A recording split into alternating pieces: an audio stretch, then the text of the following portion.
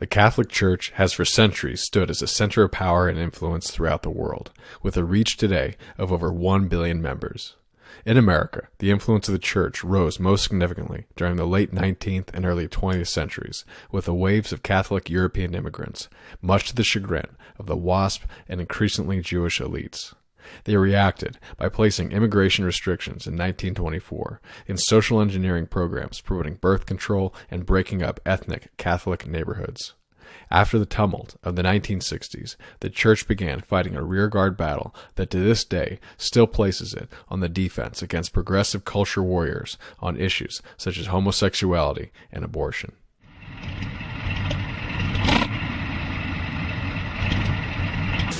Well, I'm not a crook. I've burned everything I've got. Military-industrial complex.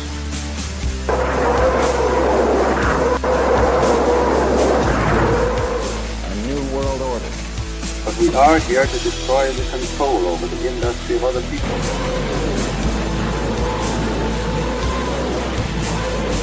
I did not trade arms for hostages. It's been time to the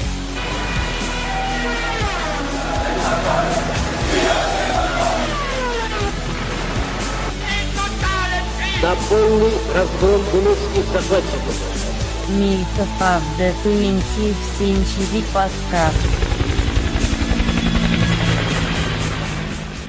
Hello and welcome to The Myth of the 20th Century. Today we are joined by a very special guest, Tim Kelly. Please say hello. Good evening. How y'all doing? We're doing great. Yeah, and I'm joined with doing good, Tim. With Nick. Hello. Sorry. Yes. Hello, Adam. I just wanted to shield Tim for our listeners. I've been a listener of Tim's work for a while, and I highly recommend people check him out. It's over at Our Interesting Times. Is that .com, Tim? I have it bookmarked. I don't usually have to type it it's in. It's like C.H. Kelly 67, something like that on YouTube. Yeah, that's what it is. Yeah, it's on YouTube. Yeah, they haven't banned me yet, so. Well, he does an interview format. He has a lot of good guests on, and we're going to hopefully interview him tonight. But before we get into introductions of our guest, just wanted to give a shout to our other co-host, Hank. Hey, everyone. Hello. And actually, real quick, let me do a donation. We had a very, very generous donation on Bitcoin from the first initial, starting with the letter M. I will not dox this person any more than that. But thank you very much. And their Bitcoin wallet address was 1BQW. Thank you very much. So, Tim, please tell us about your show.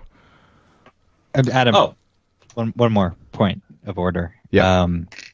Again, to thank everybody who's donated both through Bitcoin and on the Patreon.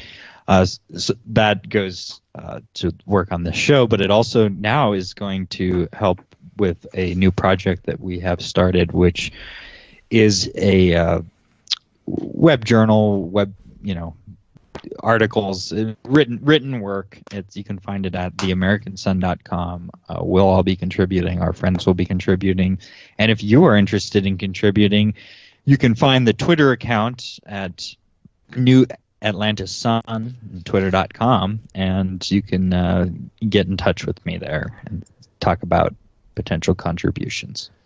Yes, thank you, Nick. And real quick, I would ask you, Nick, why you think this is a unique place versus some of the other alternatives out there. From my point of view, real quick, I would just say that there has been a lot of drama. There's no surprise to anybody who's been in sort of the movement of whatever we all are in. And a lot of these places that have articles end up falling apart just because of unfortunate disagreements among the editors and the contributors.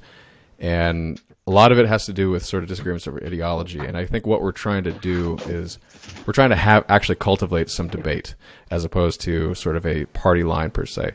So if people have different points of view with sort of a broader sort of ideology of disliking the sort of progressivism and cultural Marxism of our time, as long as you sort of fit under that rubric, we'd love to hear what you have to say. That's sort of my perspective. Adam, I can speak to this for a moment, and I would actually like to speak to it. Yes, we are setting out to provide a new outlet for written content, and part of my personal philosophy. I'm one of the main editors of the site. My philosophy is that yes, if you can provide well-written content, it is not something that we don't need to endorse everything that is written. That's not what it's about. And I think that oftentimes people are writing and jockeying with each other for pretty unproductive reasons.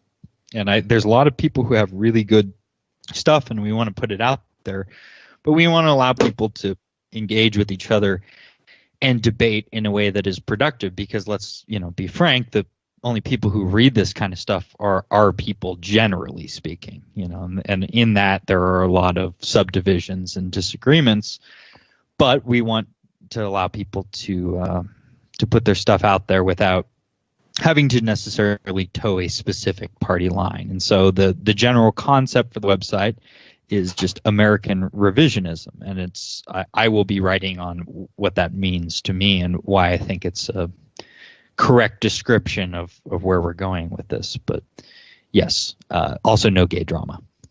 The American Sun. Check it out. .com. All right. So are we ready to have our guest introduce his show real quick? Let's roll. Yes, let's do that, please. Thank you, Tim, for indulging us. We've been working on this for a little bit, though. We just wanted to make the official announcement, so thanks. But yeah, tell us about Our Interesting Times, please. Oh, okay. My podcast or show, I started it, I guess, in the spring of 2015. My inaugural show was with the late, great Dave McGowan. And I guess it's been, since then, about, I guess, more than 300, close to 300 interviews, I guess. But the show is dedicated to sort of analyzing both contemporary, modern, and also historical events from a revisionist or counter-narrative standpoint, understanding that a lot of the received history or understanding of seminal events in our lives and also those before us.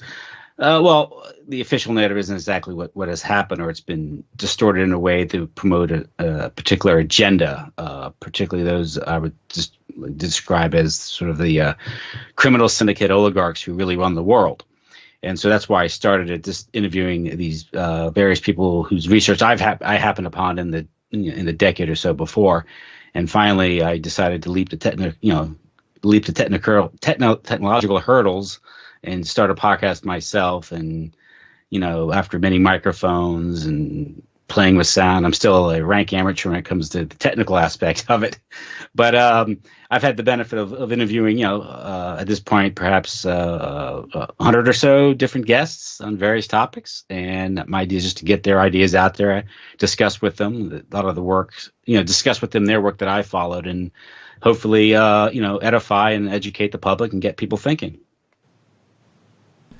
And that you do. I've listened to a lot of really high quality shows with Tim, and it's a hard task to try to unravel a lot of the lies that's put out there. So I think we can only do it if we work together on it. As corny as that may sound, I think it's true. So thank you for getting good people together to talk. So you had a statement you wanted to make about the Catholic Church. Is that right? Oh, well, yeah, I've done, basically I want to talk about, I guess it was Catholic power and the American Empire. And this particularly in the United States, how the Catholic Church was undermined in the United States by the American Empire, for lack of a better term. A lot of what I'm going to talk about tonight is going to be an overview, sort of a summation or overview, synopsis of some of the research of E. Michael Jones. I've read several of his books, and again, I'm not going to be able to cover as in depth as some of these books. So some of the things I'm going to cover, if people are left wondering about what we're talking about, or we didn't cover something, or it's incomplete and not satisfied with it, there's much more innovation that can be had by one thing is dozens and dozens of interviews that E. Michael Jones has done on YouTube you can watch, but also his books, Slaughter of Cities, John Conway Kroll and the Cultural Revolution. Libido Dominandi. Yeah, Libido Dominandi, Barren Metal, and then, of course, the Jewish revolutionary spirit and its impact on world history. Tonight, I'll probably focus more on the research will be based on the slaughter of cities, urban renewal as ethnic cleansing, and also his John Cardinal Kroll biography, because it's relevant, particularly relevant to what we're talking about tonight, the experience of the Catholic Church in the post-war era in the United States. And also, I'll call out or at least I'll give a shout out to David Wemhoff's book. Basically a book that's almost 1,000 pages, like all those EMJ books I quoted. So his book, John and Courtney Murray, Time, Life, and the American Proposition, how the CIA's doctrinal warfare program changed the Catholic Church. And if you really want to get into this, I guess there's about 6,000-7,000 pages of reading there. So read it, and a couple of years later, you can start thinking about it, I guess. But there's a lot of material there. So that's good. That's what I'm going to be talking about tonight will be based on that research mostly, and whatever you guys have to offer, of course.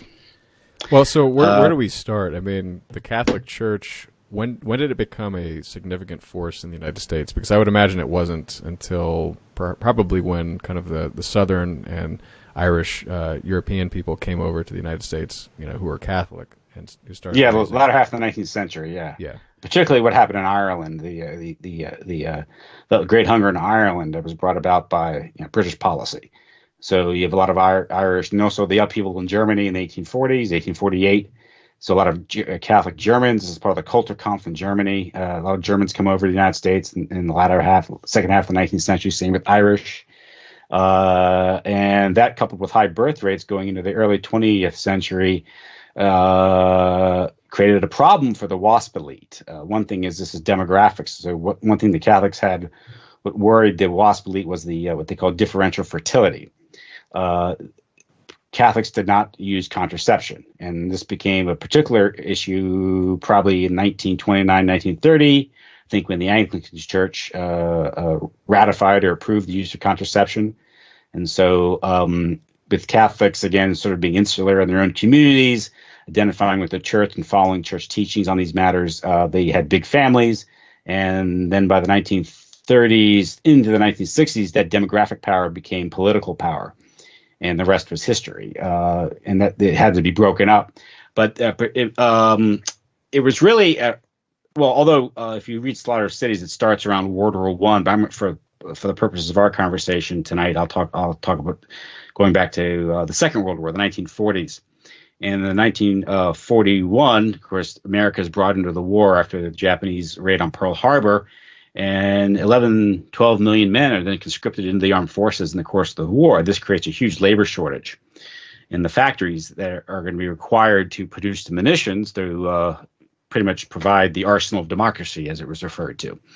And so, but all these men are overseas fighting. Who's going to work in the factories? A lot has been made of women and Rosie the Riveter and these things, but they were really a marginal role in all this stuff. Really, you need men to do the work here. And what they did was they facilitated the transportation of many blacks from the South. They were sitting around the South not doing much, South not being very industrialized, and these former sharecroppers from small towns and rural areas in the South. And because of the railroad system, they're able to be transported up north to man the factories. This created a problem because the war planners didn't really provide housing for the newcomers from the South, and they were black. And so what they did is they dumped them into these established neighborhoods, Polish neighbors, and these things. And surprise, surprise, there were problems. So in 1942-43, there's some race riots. This former academic from Loyola, I think he was fired from Loyola University. Lewis Worth is sent in. I think he was working for the Office of War Information and to investigate the riots. And according to Worth and other war planners, the United States had a nationality problem very similar to the Soviet Union. Basically, ethnic Catholics, their loyalties were suspect, according to Worth and others. And so it became Catholic assimilation became sort of a war plan or a war objective. Wait a minute, isn't that anti-Catholicism? Yes, yes, and it's funny because Worth, they identify Germans, Italians, we're Germany and in Italy, but he also identifies Poles, Irish, you know, these people. So, well, they're not at war with them. So one characteristic they all had in common was they're all Catholic. So there's something about these Catholic communities that was bothering, Worth and his masters, I suppose. This also coincides, with the publication of An American Dilemma, a book that was been credited to Gunnar Myrdal, the Swedish economist and sociologist. But many people think now that it was really ghostwritten for him by Louis Wirth and also his guy Samuel Stauffer, both at the University of Chicago, a Rockefeller outfit, of course. And, of course, that book posited many things. But one of its primary theories was that America's race problem was irredeemable, particularly with the blacks, and it can only be solved through social engineering. So that's the problem throughout the war. Of course, we're at war until 1945. And in the post-war era, you have, in 1949, Paul Blanchard. He published his American Freedom and Catholic Powers, published by Beacon Press. That was a compilation of articles that he had written, I think, for The Nation magazine, a left-wing magazine. And in it, he asserted that America had what's called a Catholic problem, or I guess a Catholic question. The Catholic question, I guess some might say, in that the Catholic Church was inherently undemocratic. It was an undemocratic system and an alien, meaning that they were, I guess, under the authority of the Pope. And therefore, the Catholic ethnics could not be trusted. This is very similar to what Louis Wirth had said during the war. They could not be trusted to be loyal Americans, and they needed to be assimilated. And this would require ultimately the destruction of their these urban neighborhoods, particularly in the North. Paul Blanchard had history. He even around World War I, right around World War I, or right after, he and his brother had got into Philadelphia. I think it was Bridesburg was the Polish neighborhood there, and had tried to study them and I guess assimilate them. These things, and they were just turned away. And they said these people are just they're stubbornly ethnic. There's no way these people can be assimilated in these things. So he had a long-standing bias against Catholics in general. So basically, we're talking about the destruction of these cities, and so it became a plan. And there's documents to back this up. Of course, it wasn't just accident or coincidence or just economic forces and demographics that resulted in the changing of these cities. Of course, you had the construction of the interstate highway system, which was a huge government operation, national security operation. At least that was the pretext, carried out under the Eisenhower administration. But what happened was with the cities was the cities themselves, these urban neighborhoods were destroyed as a part of a government-directed social policy. It wasn't, like I said, it wasn't just by accident. So this is the E. Michael Jones Slaughter of Cities thesis. Yeah, in the Slaughter thesis is where he documents, pretty much provides the documents that proving that this indeed was a plan. And it basically was done on the cover urban renewal. These things, urban blight, and also desegregation and integration. Basically, like I said, the war production crisis had resulted in the transport of millions of poor blacks north for factory work. This influx created problems, and when the local Catholics rioted or opposed this influx, they were marked as being racist. So it became a racial issue as opposed to an ethnic or just demographic issue. But the key point here is the problems were foreseen and desired, because you had to have the problems to justify the intervention and ultimately to let's go step by step. Okay. What were the problems that at least they ostensibly were trying to solve? Well, just think about it. You bring up hundreds of thousands of former black sharecroppers from the South who are used to the constraints in life in the South small towns. In these things, they're laboring under Jim Crow still in these things, and this is the 1940s, and then they're released into the cities, into these established, white neighborhoods, Polish neighborhoods, German neighborhoods, and these things, with insufficient living conditions and these things.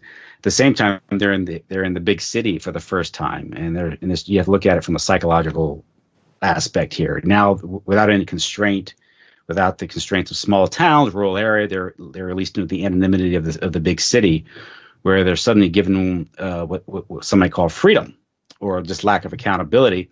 Not to mention the fact a lot of these are males. They're being shipped up without any females. And, of course, this creates attendant problems of rape or suspected rape or worries, problems on the street with women and these things, and also crime. Like, some similar problems that we see today with mass immigration. And similar to then, this is demographic warfare that's foreseen by the planners. They want this to happen, of course. And this becomes more, I think, coordinated in the 1950s and 60s. But they saw what the effects was. This was the problem. At the same time this is being done, you have, again, I mentioned the interstate highway system, also the development of suburbia. And there are policies being taken to subsidize the development of suburbia, particularly Federal Housing Administration loans.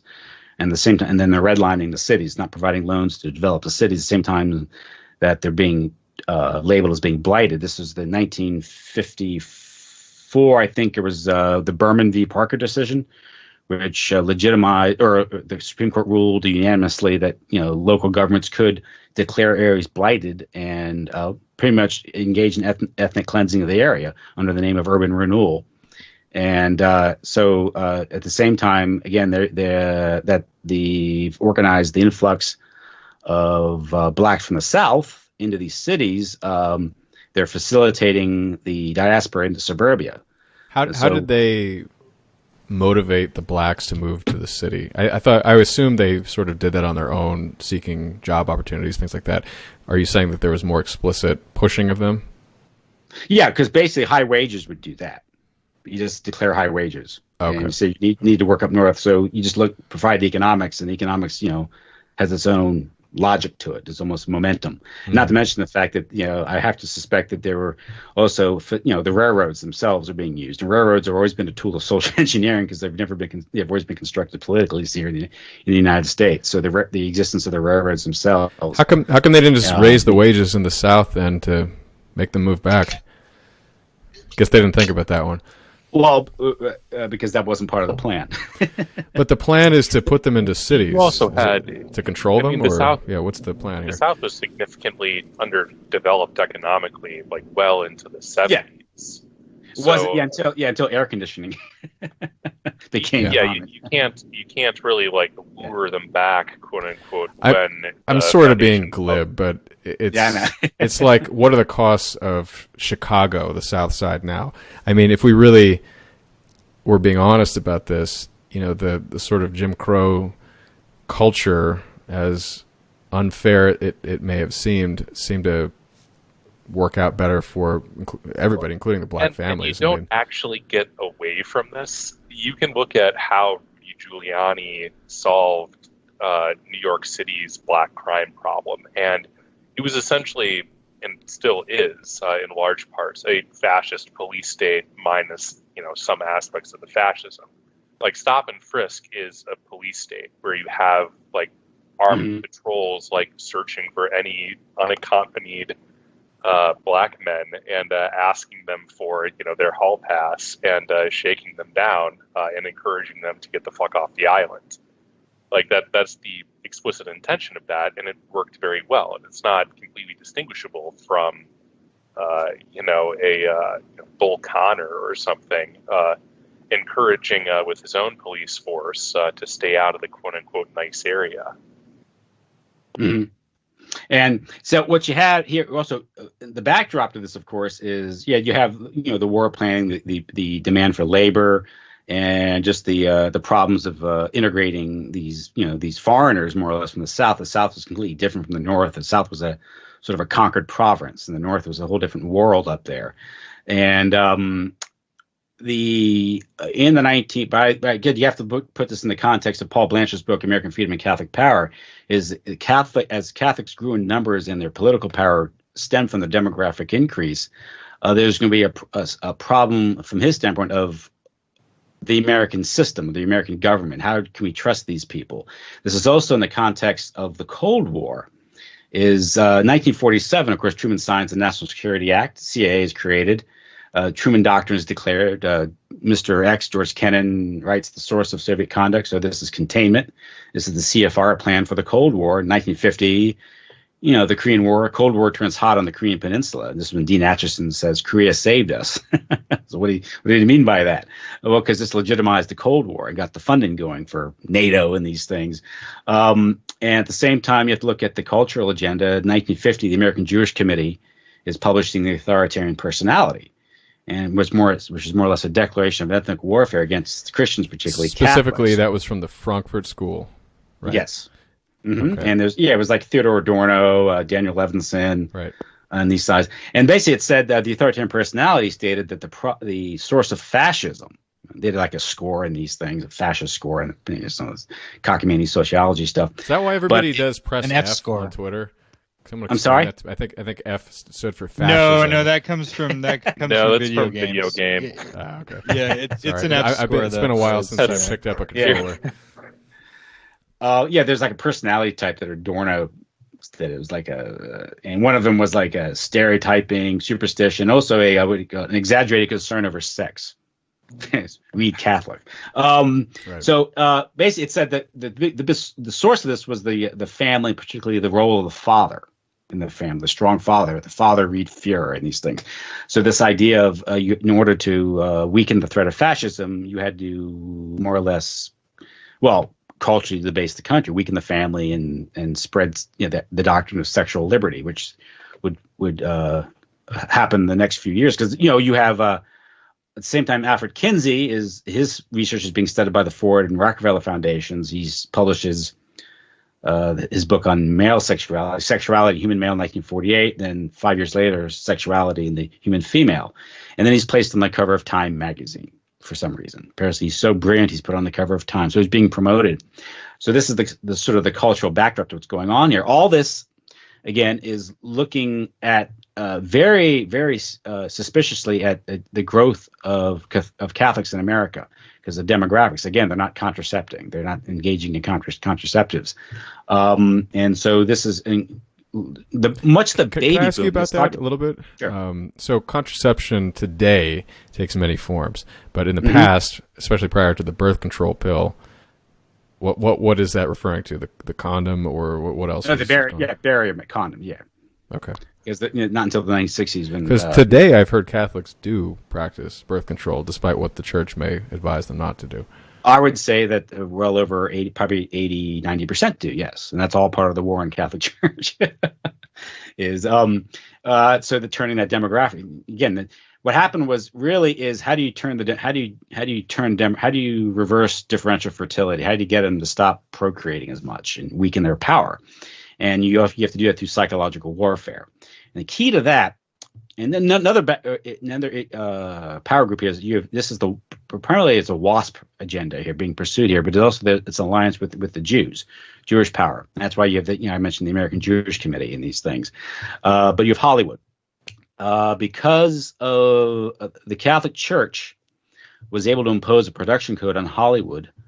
Through the production code and also through the legions of decency. They were more or less the teeth of the production code that was more or less enforced by the Catholic Church. The Protestants had tried to do it, but they kind of fell away from it, and then it was picked up in the 1930s by the Catholics. And again, the key to this restraining Hollywood was the fact that the Catholic Church had immense political power and also authority in the United States, particularly drawing from these ethnic neighborhoods.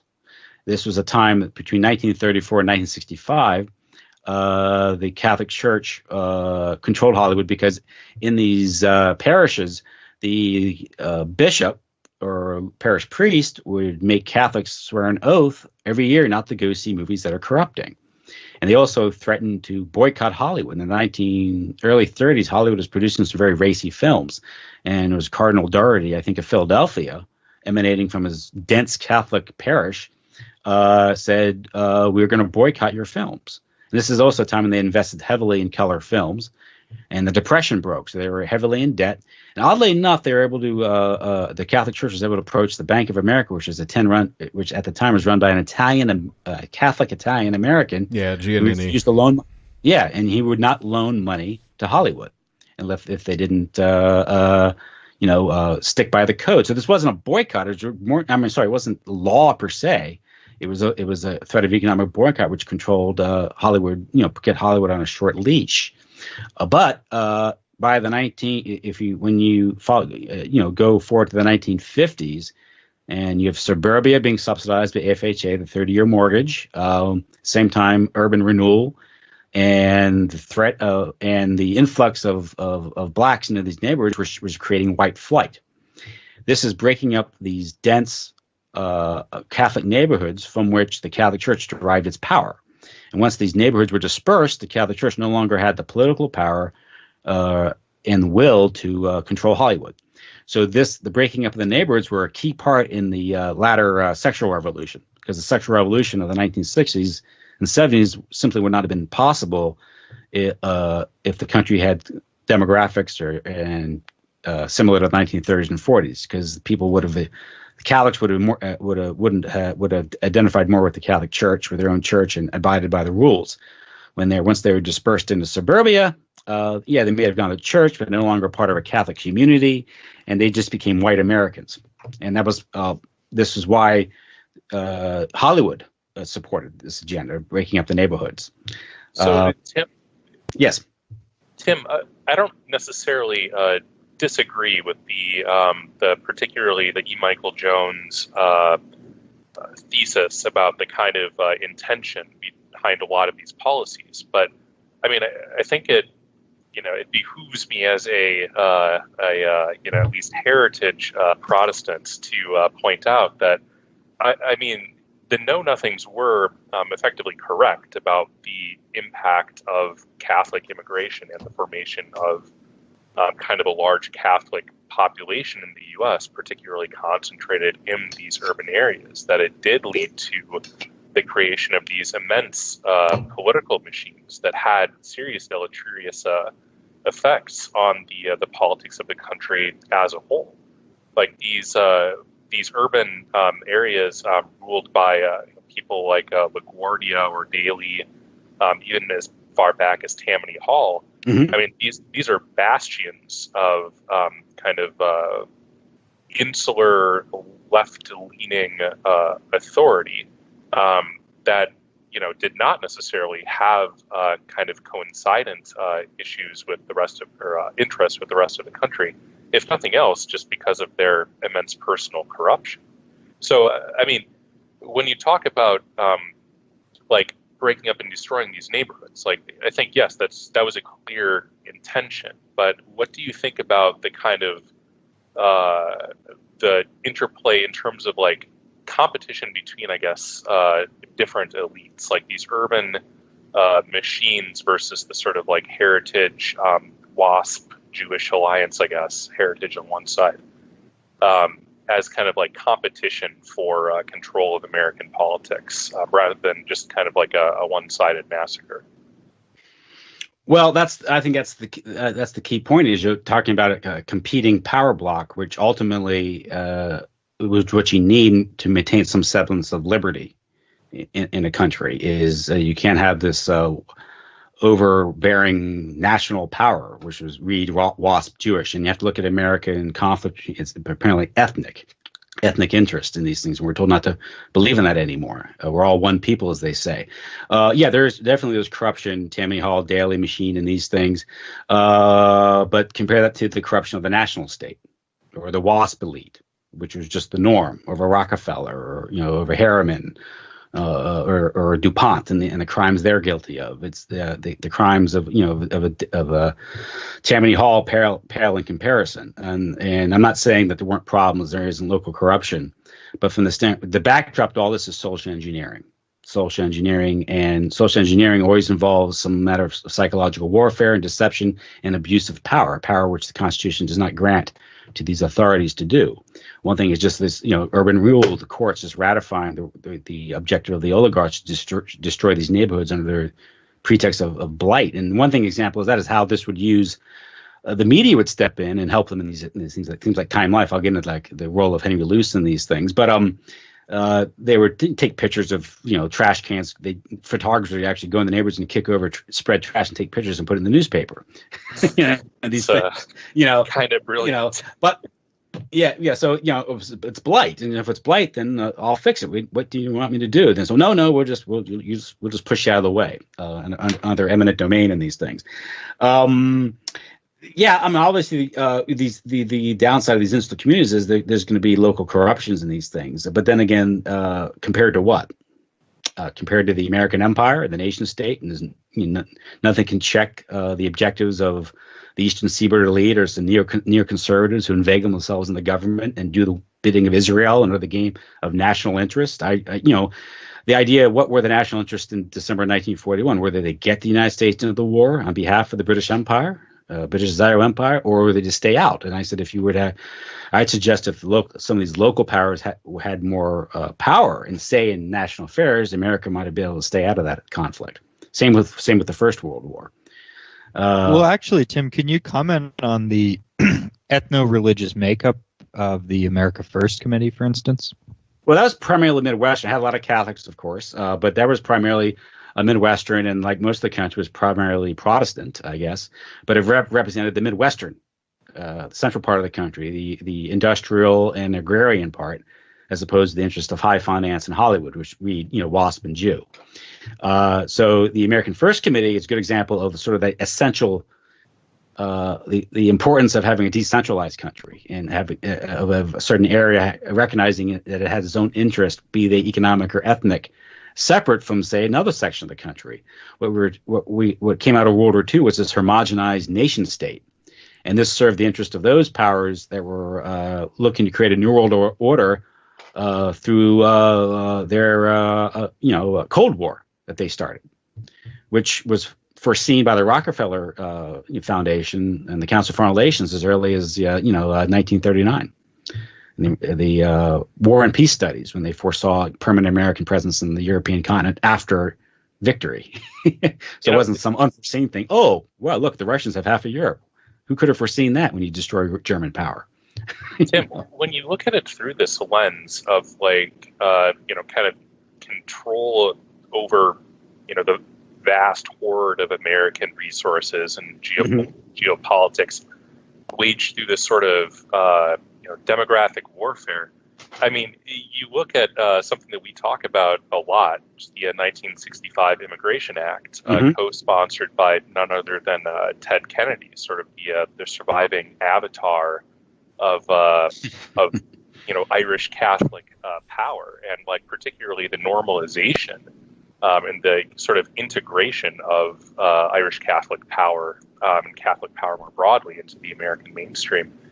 I mean, it almost seems like our current demographic issues are almost the kind of retaliatory strike. Well, yeah, because you have Catholic quislings like Kennedy working, to undermine true interest of Catholics. That was part of the problem. Was this gets into maybe perhaps later in the discussion, is the role of many Catholics working to undermine the church. And this gets back to just about America itself. What does America represent? Is America itself is sort of a Masonic project, and I would argue that Catholics are in a way alien, and they should be alien to America's Masonic project. And that would be that. And if they recognize that, they can at least play a tempering influence. But when Catholics want to be good Americans, loyal Americans, that means they want to climb the social ladder, get political power. What do they become? They become functionaries of the Masonic American Zionist Empire, which is what we see today. Could we? I would like to comment on that actually, really quick, Adam. Catholics may have been alien to the American Masonic project, but they were certainly not alien to the European civilization. No. Unlike other aliens that were present in America. No, that's a valid point. What I was going to ask that we discuss a little bit more in detail was in 1965, the Immigration Act effectively opened the door to Latin American immigration and to a lesser extent from Asia, which has picked up in recent years. But the largest influx into the United States by far has been from places like Mexico, who are predominantly Catholic. Now, the main sort of accusation of that bill is that it was sort of a kind of Jewish attempt to maybe further sort of dilute the majority of the population, which you could sort of understand why they would want that. But I've never heard the thesis that it was a Catholic attempt to do that. And I don't know. Definitely a lot of the rhetoric, because it fixed it at the census levels of like the 1910s or maybe even prior to that. Like it was the previous immigration regime. It was passed in 23. Okay. But it was backwards looking in terms of the demography that it attempted to incorporate. And there was this whole bizarre push by Ted Kennedy, which is actually consistent, because later in his career, he did a very similar thing with a different visa class. That this was like one of the effects was an attempt to get more like specifically Irish immigration. I mean, which is kind of like an odd thing. I mean, at the time, like, sure, Ireland was just dirt poor. It really had kind of an economic renaissance in the 70s and 80s. But I mean, at the time, I would even say the 90s, to be honest, after they had the troubles with the Good Friday Agreement. Yeah. But be that as it may, go ahead. Yeah, like, I mean, it seems like kind of a bizarre affectation to us now to kind of care about like Irish from Ireland immigration or demography. But I mean, given his rhetoric, his background, and the fact that during the 80s there was like a coincident attempt to do it with like H-2Bs or something, some sort of a seasonal or work visa category. There was like a special Irish quota in an attempt to just get more Irish into the country. I mean, obviously there can be like multiple goals behind something, or like you can even make the case that it was sort of a pro forma piece of rhetoric, but at least like that rhetorical justification was there at the time. Yeah, I can see that. What I was actually trying to ask Tim about was, I believe Tim called Kennedy a traitor to the Catholic Church. Now, maybe it's not based on the fact that he's trying to bring in more Catholics to the United States, or maybe it is. But I'd like you to explain why you think he is not a friend of the church. Oh, well, he was part of that John Courtney Murray Americanist crowd. And, of course, Kennedy's the last surviving brother of the three brothers. Robert Kennedy assassinated in 1968, and, of course, John in 1963. Well, one thing is he became sort of a tool of the oligarchs, particularly promoting things like abortion. And he himself was the liberal social agenda. And so he had lost much of what of the cultural Catholicism that might have guided him. But this was a trend that started in the 1960s with John Courtney Murray, the idea that Catholics could take a private position different than their public position. And this was personally opposed, but publicly in favor. And this was actually a position that was spelled out by John Courtney Murray in the early 1960s. This helped sort of sell John F. Kennedy to the American people, the first, and only Catholic American president. Basically, Kennedy himself, I think, because what he stood for in the latter half of his, in his career, he was a strong advocate of, things like abortion, and also did very little for the Southies in Boston in the 1970s when their communities were being destroyed by Judge Garrity, another turncoat Catholic. Tim, I have an actual I have a question, because when you say like a public and a private position, I'm not as well informed certainly about this sort of thing as you are, but I get the sense that is one of the things that people say about Jesuits in particular. And a lot of Catholics seem to have a real antagonistic attitude towards the Jesuits, like that Twitter personality is it James Martin? I see a lot of the Tradcasts mocking on Twitter. Yeah, yeah. What's the deal with the Jesuits?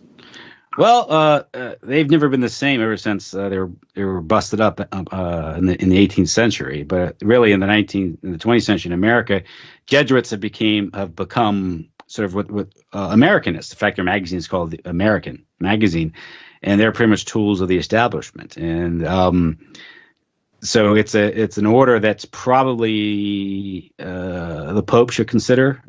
Of course, he himself is a Jesuit. So for me, it's an example. It's an order that's been heavily infiltrated, and much like the Catholic Church itself.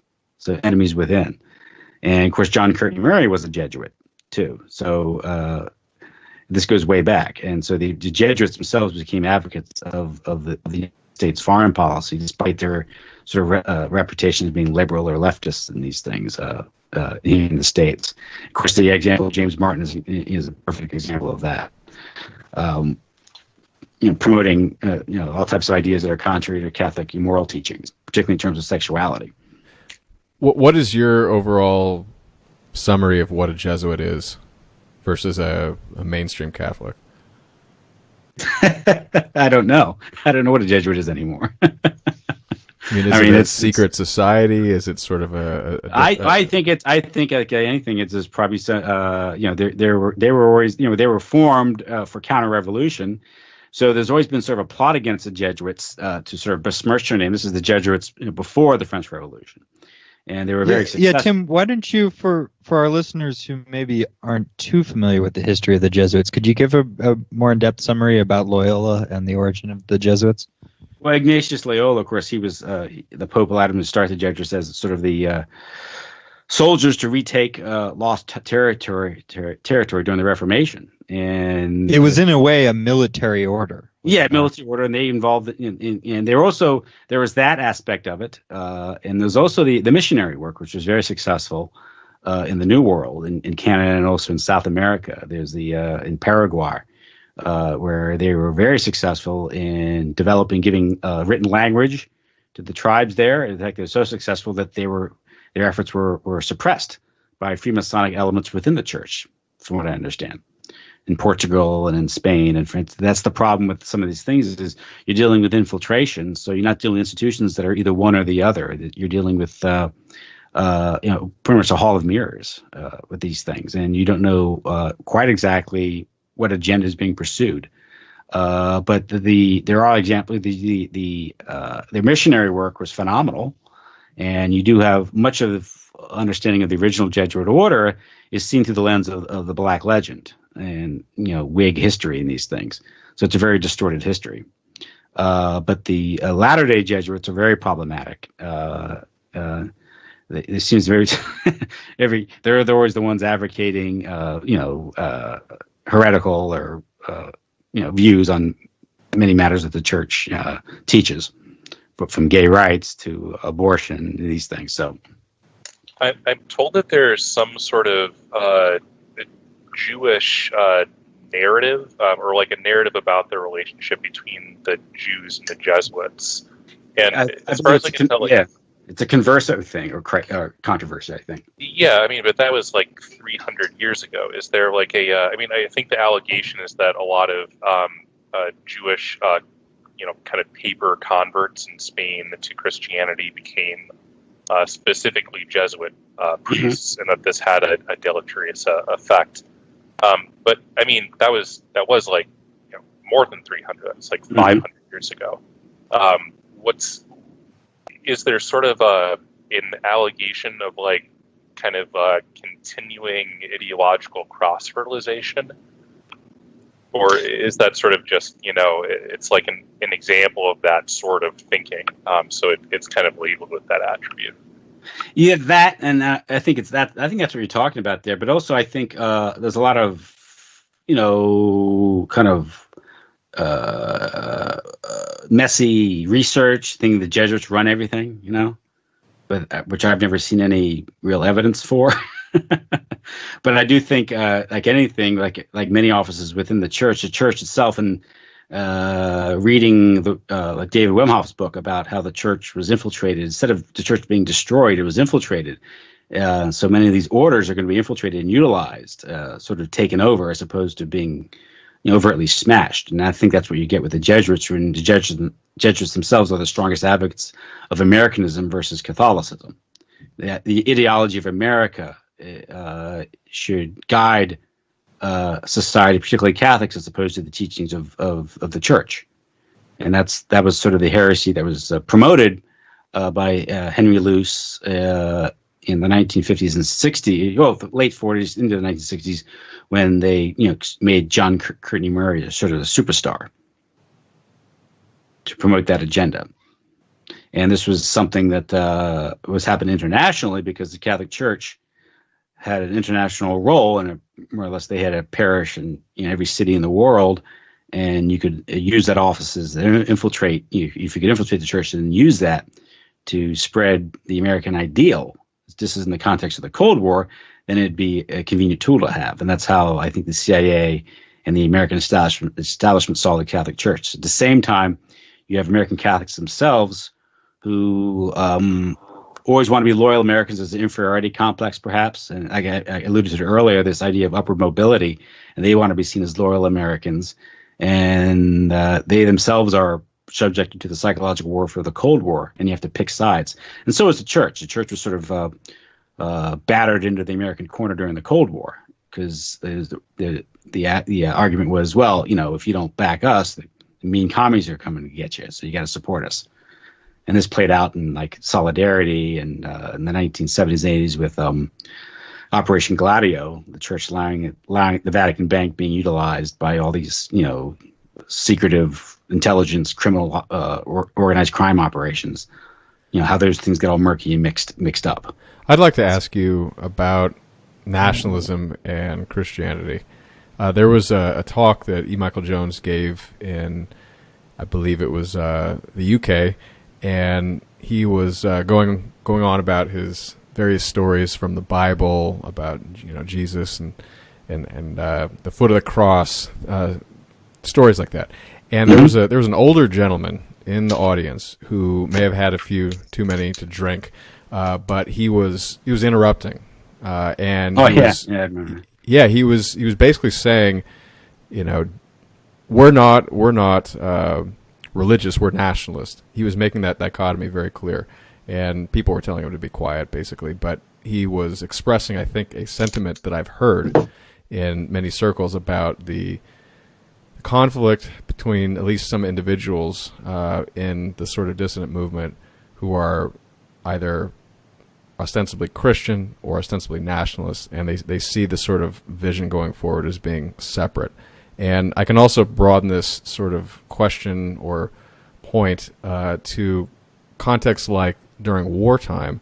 How does the Catholic Church really weigh in on its sort of allegiances? I mean, the Vatican, the seat of the Catholic Church, was, I think, allowed to have its sovereignty by Mussolini, of all people, and it was sort of a question, where do your loyalties lie? And I think that's coming up again and again in any sort of situation where you have a very complex political climate, and people may attend church, they may not, but the messages don't always seem to connect. So, Tim, how do we sort of navigate this if we're sort of going to work together, if we're not always of the same religious or political background? Well, that's nationalism versus universalism. Like the Catholic is universal faith. That's what Catholicism means, right? It comes from the Greek word, I believe, universal. Yeah. That's the faith. It doesn't necessarily mean that Catholics also have the principle of subsidiarity, meaning that all decisions should be made at the local level, the most local you can get, and then move up as necessary. So there is a principle of subsidiarity, localism within the Catholic Church, and you can extrapolate from that is the idea of communities, parishes, towns, states, and cities. And so the Catholic Church has no official position on what political or or system you should have, or a federal system. In fact, what that gets into, I think, actually its ideal system is a confessional state, which contradicts the American system of separation of church and state. That's another corruption that's set into the church after Vatican II. But the idea is, you can have a universal claim for faith and then have local jurisdiction as a practical matter. I'll give you a sort of practical issue that I personally have had with churches, and this is not exclusive to the Catholic Church by no means, but upon attending a Catholic church in the upper Midwest, I was sort of slightly disappointed, to say the least, by the pamphlets that they had at the front of the church that were talking about how that particular church was involved in helping refugees from quote-unquote refugees from Somalia. I mean, this is something that has been going on all over the country, obviously, but this is a problem I have with these churches, where I think it does bring to bear into focus the conflict between this sort of universal concept of Christian good faith and goodwill to your neighbor, or your sort of international neighbor in this case, versus people who don't want immigration into their country, like the United States. So how do you resolve those two things? Because I would not attend that church because of that. Because, well, this is the problem of the bishops that run the American Catholic churches. They've essentially been bribed by the empire to become tools in demographic warfare. I think the Catholic Church gets close to $100 million a year of government money to care for refugees. Yeah, Refugee Resettlement Watch is a fantastic blog on this, and the Catholics are the worst example. So in other words, Tim, your argument would, of course, be that the impetus for the Catholic Church acquiescing to these policies comes from outside of the Catholic Church in the form of cajoling and coercing from the political powers that be. These are brick and mortar men, as they call it, bishops who just want to have the little empire, their fiefdoms, their buildings and their parishes, and run their businesses, and do whatever they want to do. And they don't want to, and they want the money, and that's what's happening. They're being bribed. This is who's paying. I mean, why is the federal government paying to relocate people from the east coast of Africa to Minnesota? And that's intentional demographic warfare. I think that's similar to moving black sharecroppers up from the south into Detroit into a Polish neighborhood. And it's the same. It's demographic warfare carried out by the oligarchs, by financial interests or economic, military war planners. I agree with you.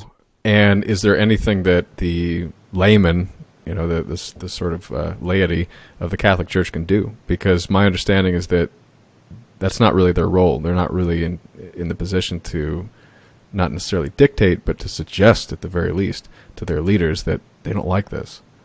So what can they do? Well, I guess you can don't give money.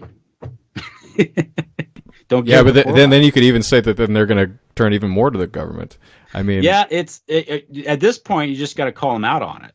And how many of the lay people, the churchgoers, are even aware of this sort of treachery? I mean, it's a type of treachery people aren't even aware of. This type of social engineering. I mean, dumping 20,000 Somalis and into. I mean, I think they know it in the back of their minds. They're sort of suppressing it. But I'll bet you that if they had a priest who gave a lecture on this, they would probably support him. But I mean, I don't know what the process is. I mean, how are the leaders selected? If they had a Father Coughlin,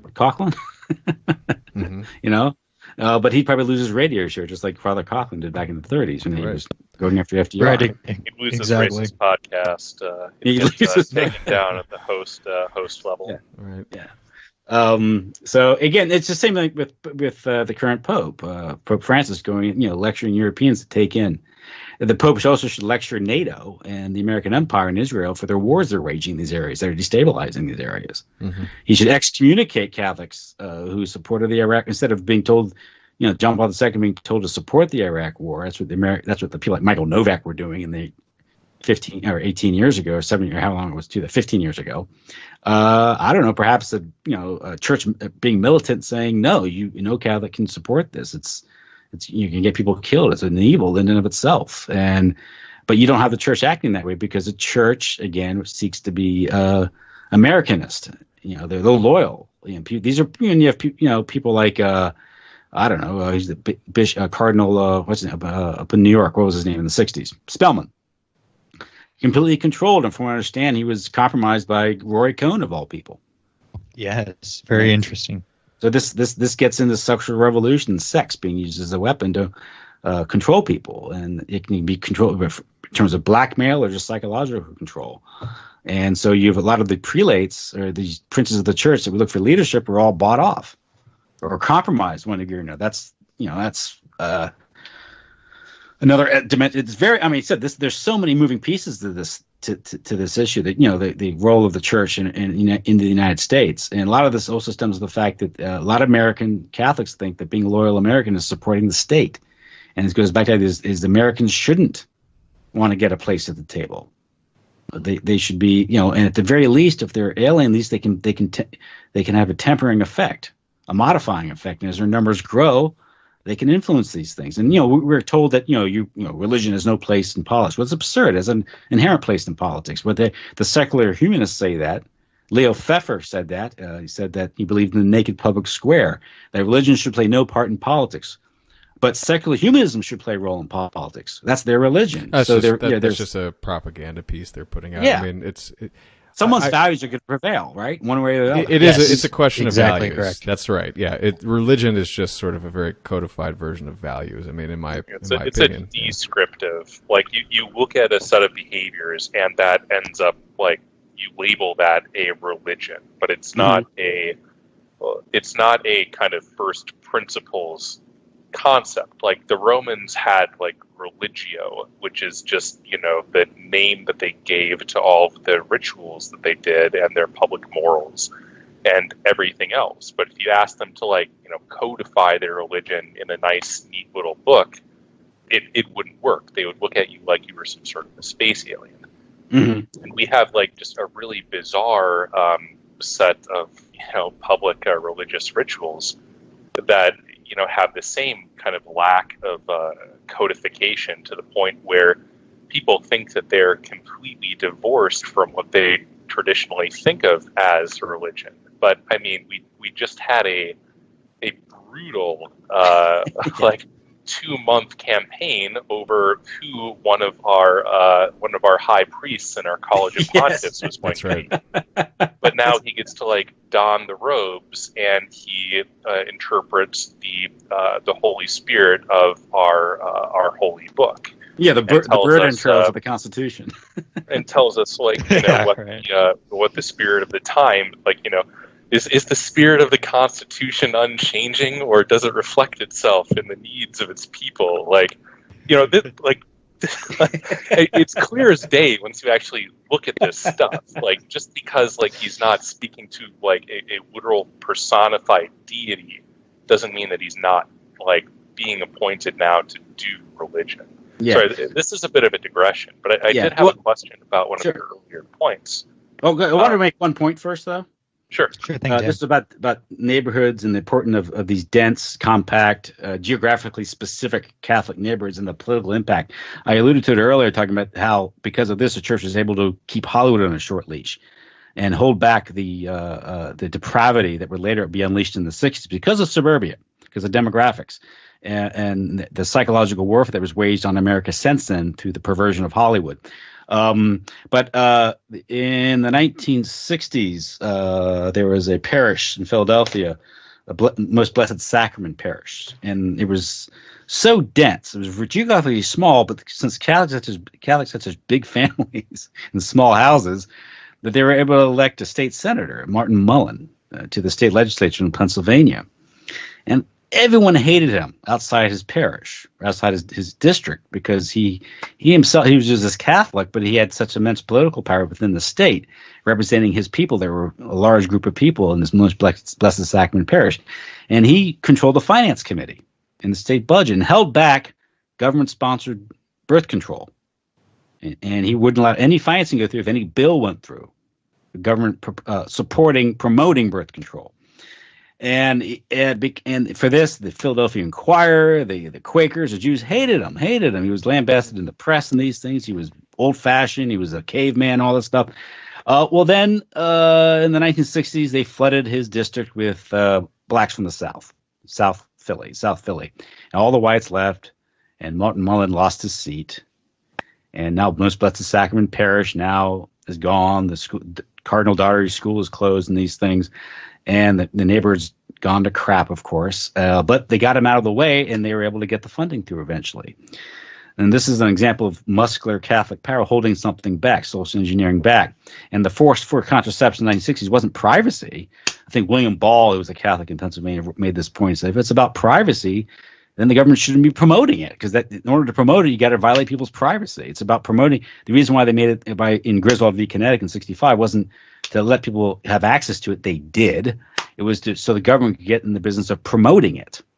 And that case was so specious. I mean, the same people, like the same court that was like, oh yes, your right to privacy, like between you, your pharmacist, your doctor, and the taxpayers who pay for it, the FDA and the whichever funding body, like explicitly rejected any sort of privacy interest in like just mere private communications that were facilitated via a third party. Like these are the same people that ruled up until very shortly ago that because you're sending the email through Google servers, I mean, therefore you can have no privacy interests in it, because after all, like the benevolent hand of Google is intercepting that and dealing with every part of that communication. So and back to and this might get back to Nick's question regarding the immigration issue. I kind of likened it to what was occurring in the urban neighborhoods in the 50s and 60s with the migration of blacks from the South flooding these communities to kick the whites out. The goal wasn't integration. It actually was white flight. It was segregation, but it was to bust up the neighborhoods and get them in the suburbia where they can be subjected to all the psychological warfare that post-war America, mass communication had to offer, and they become white Americans.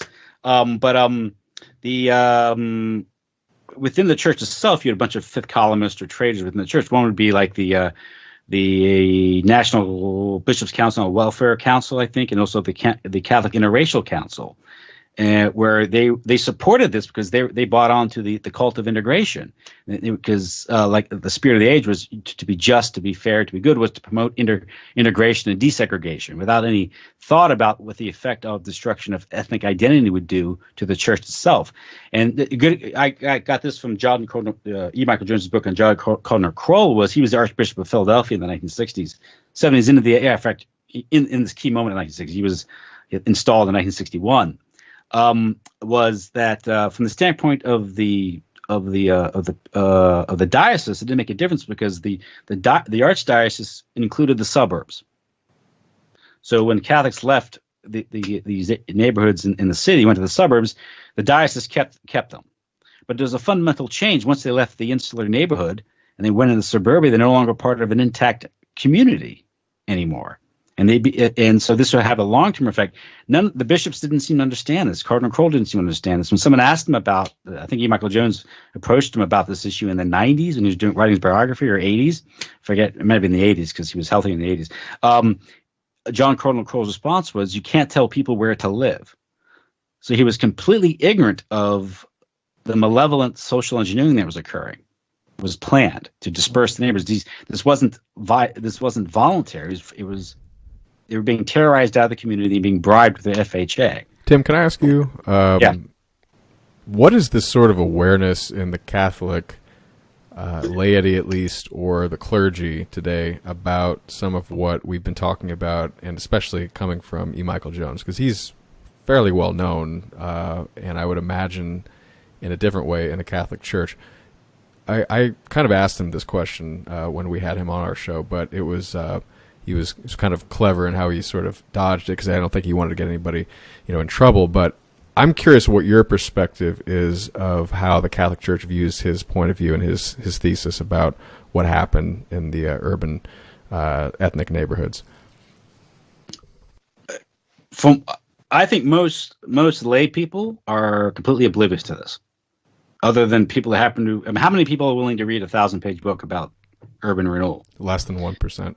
Yeah, so that's, and maybe people who have the misfortune to be in my company when I talk about it, and people who read those books, and then shows like this, perhaps there's some. So you get some. There is some resonance or some meaning to what we're doing here, not talking about this, because it is getting out.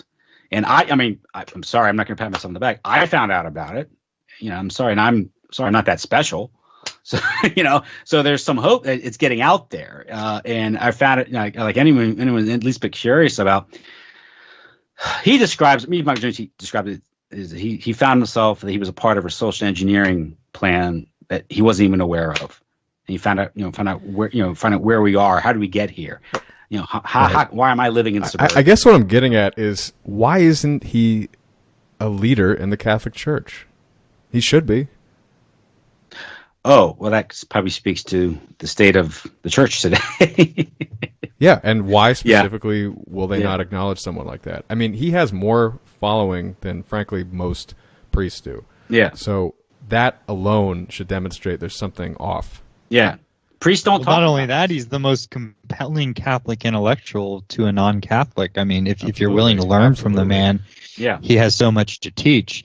And I'm not a Catholic, and I've learned potentially more from E. Michael Jones than I have from any living contemporary writer. That's what I'm trying to make tonight, is that this is of an interest to non-Catholics. The point here isn't to evangelize tonight. The point is, here is to point out that they have a stake in this. The fact that the Catholic, just as a strong Catholic community, as a counterpoint or a check on the ambitions of the nation state of the American empire. The Zio WASP, it's more Jewish than his WASP, because you've had the Jewish ascendancy since the 1970s. Up into the 60s, it was more of a WASP thing, perhaps. But you have some, again, you have an area of conscious and physical opposition to the empire. And that's one thing that the Catholic Church potentially poses to the American empire and also to the New World Order, because it's still an institution that's functioning, that's intact, and is in a position to propagate the truth on essential matters. Things like infanticide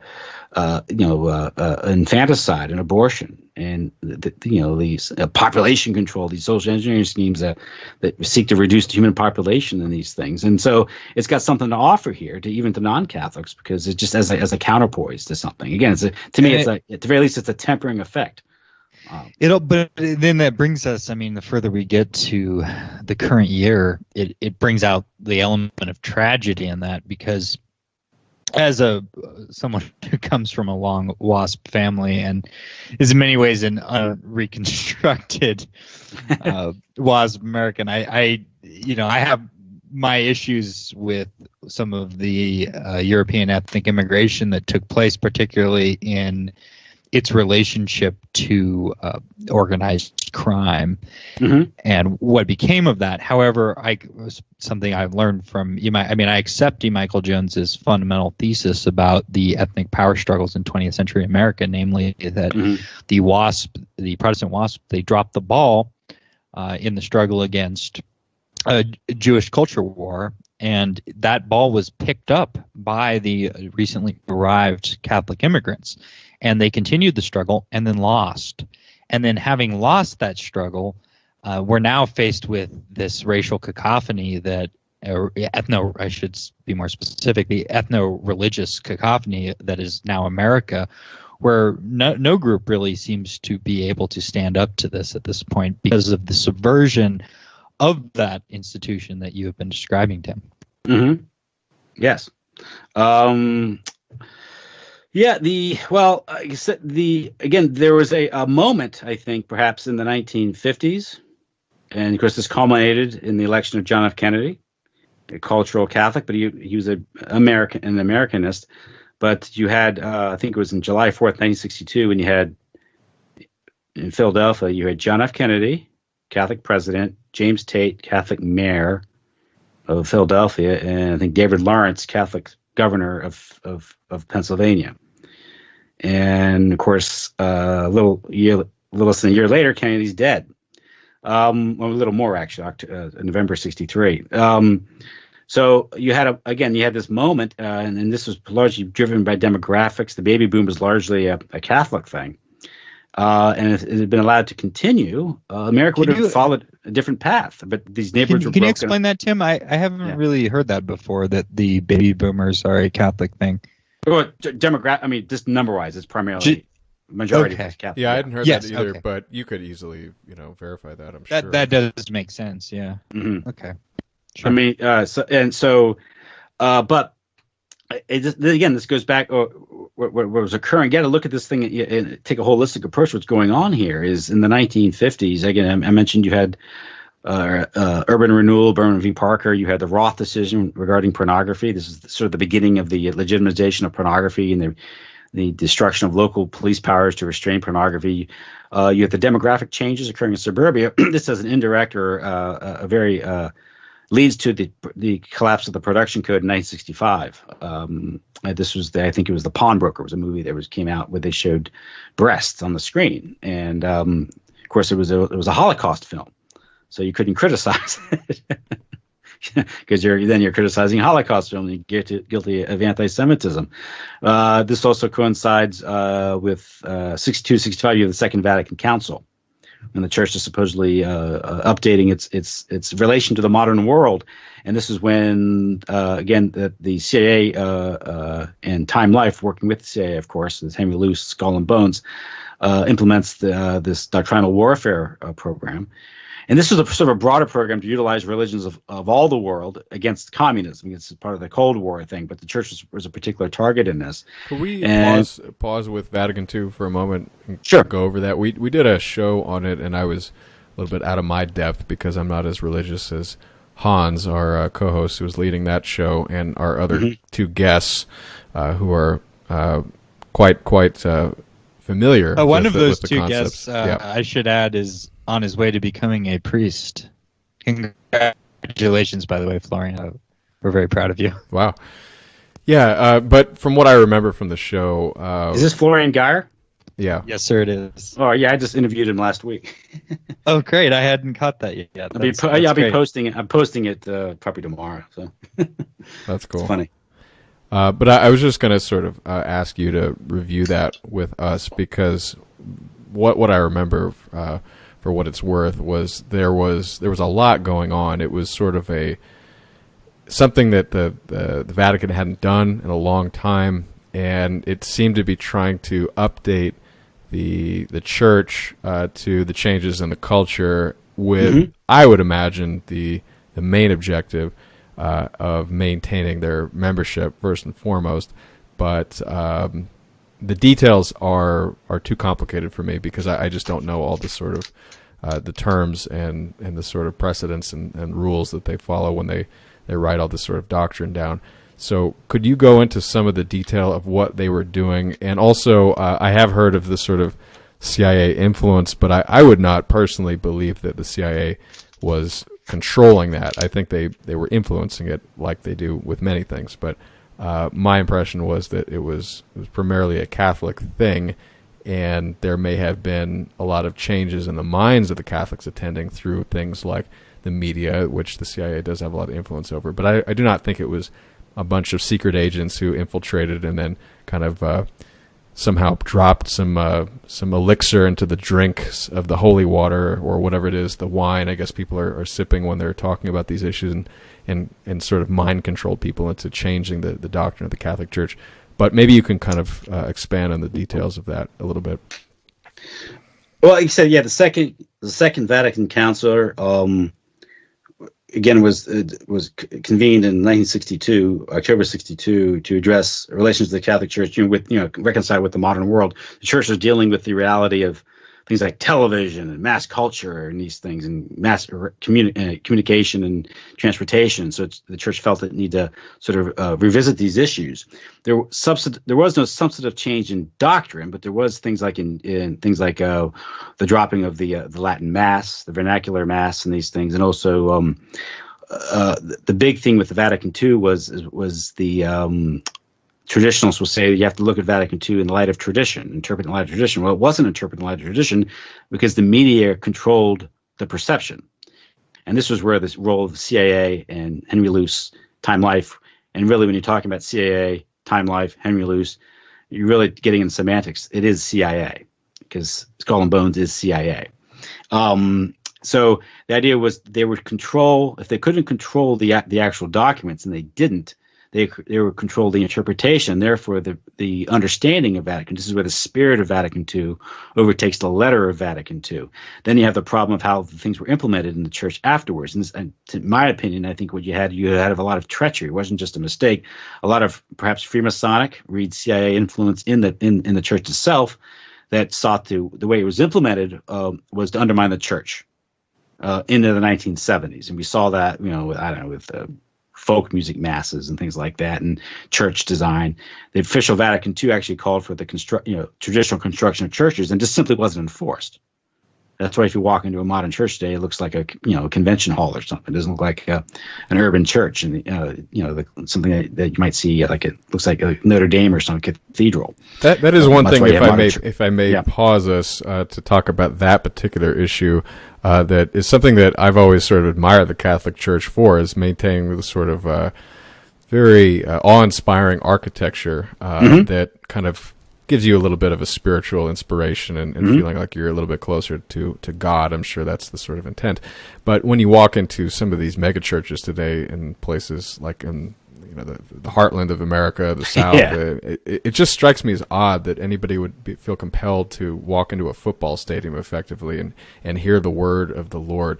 It just seems very commercial and strange to me. So I do credit the Catholics for sort of having that, at least, tradition. I don't know if it's still maintained as much, but I think it was a smart move on their part.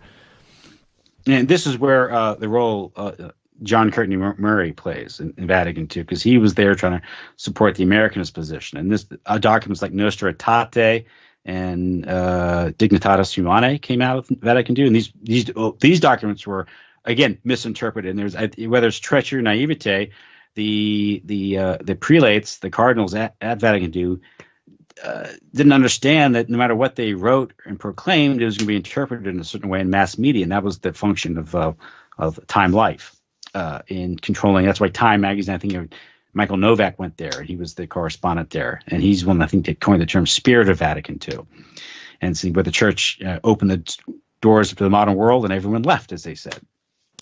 And so this was again. But this also coincides what was going on here in the United States at Notre Dame and at Catholic University. I believe at the same time Vatican II is being convened, 62 to 65, Ted Hesburgh has a secret meeting at Notre Dame with I think in relation with the Rockefellers and the Population Council, talking about changing the church's teachings on birth control. And he's meeting with a bunch of Catholic lay theologians, all of whom are liberal or heretical, and they're working to undermine the Catholic churches because they're anticipating a change in church teachings in these things. And of course, that Humanae Vitae in 1968 disappointed them, and then they rebelled against it. And you also have Ted Hesburgh at Notre Dame alienating the church, the university from the church by putting under a lay board. And of course, he's at the time he and both John Courtney Murray were being more or less financed by the Rockefellers. And then you have at the controversial Catholic University in 1967 with Charles Curran, the father there who was undermining church teachings in the university.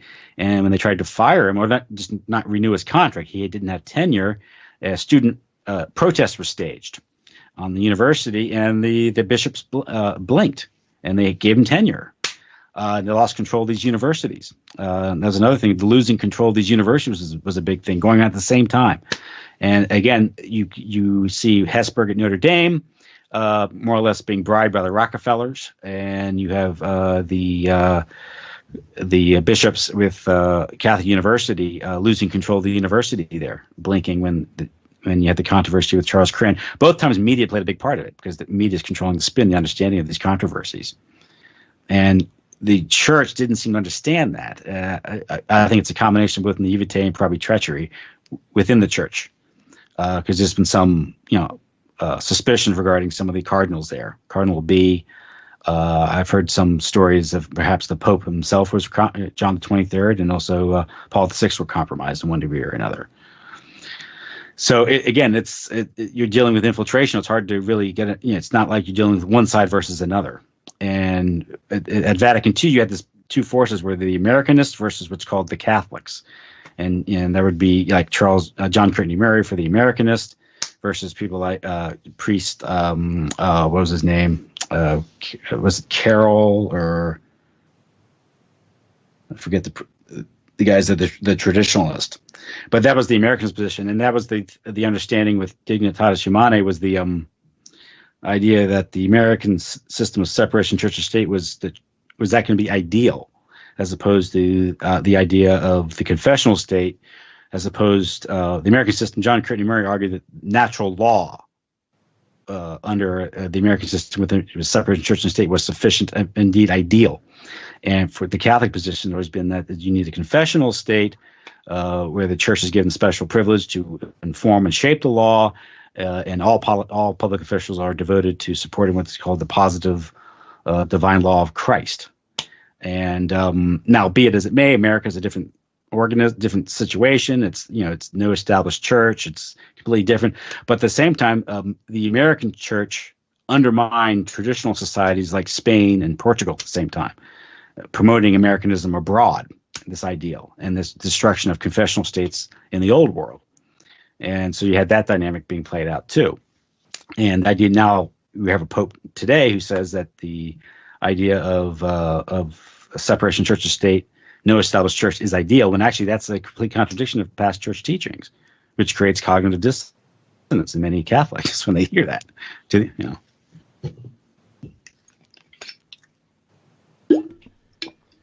So I've heard mentioned as like kind of a thesis for some of the I guess organizational rot in the Catholic Church, that there was a decision made, if I recall correctly, circa the 1920s, that local parishes and bishoprics would be allowed to own non-church property with the intention that this be used to open up parochial schools. Yeah. This had sort of a side effect of turning a lot of Catholic priests and bishops into effectively real estate investors and administrators, and that this sort of selected in terms of your internal success in the Catholic Church suddenly was very tightly linked to these very highly secular concerns about speculating on real estate values and population movements and everything else. I'm wondering if you have any thoughts on that thesis. I've heard about that too. Didn't do much research on it, but I have heard about that. That's interesting. I think that lays behind this idea of the bishop or priest being brick and mortar men, running a business, and they're to the extent that they're running they're running their empire, they're ignoring their pastoral duties, and that's what you got in the 1960s. Probably earlier than that, because the temptation of the American Catholic Church was American prosperity. And you could do well, and you do well under the system. When you do well under the system, you tend to become loyal to it. So it's again, you're not even saying that the person is even conscious of it. They're just loyal to the system, because in America, you can come here, you can do your own thing, you can start a business. It's paradise and these things, but that physical comfort invites a moral corruption, and moral corruption is its own tyranny. It's what Catholics have suffered. That's how the Catholics have been oppressed in the United States. Isn't overt oppression that you might have in some other countries. It's the moral corruption, which is arguably worse, because ultimately, from a Catholic point of view, what does it matter if you gain the whole world and lose your soul in the final analysis?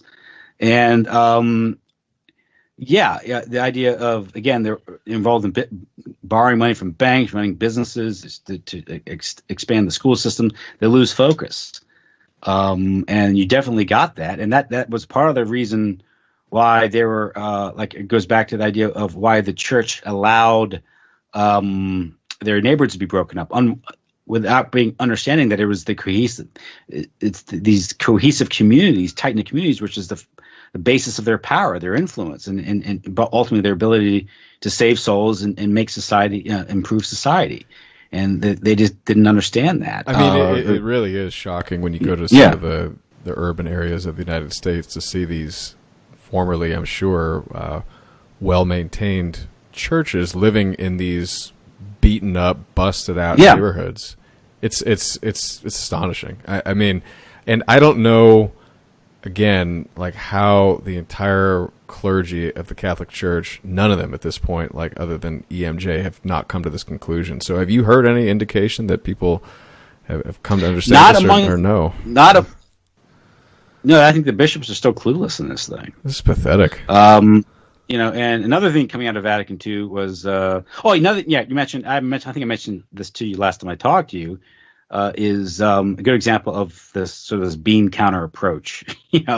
Is the E. Michael Jones proposed a plan in Philadelphia to convert Most Blessed Sacrament Parish, the buildings, into subsidized apartments for married couples, young married Catholic couples, so they can come in and have families and reclaim the parish. Right. And they said no, that they can get a higher price from somebody else. Think about that.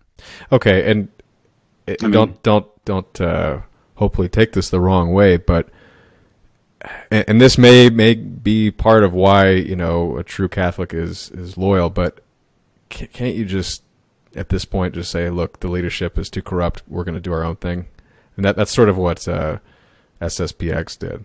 So, what are your views on that and things like that? Breaking from the church.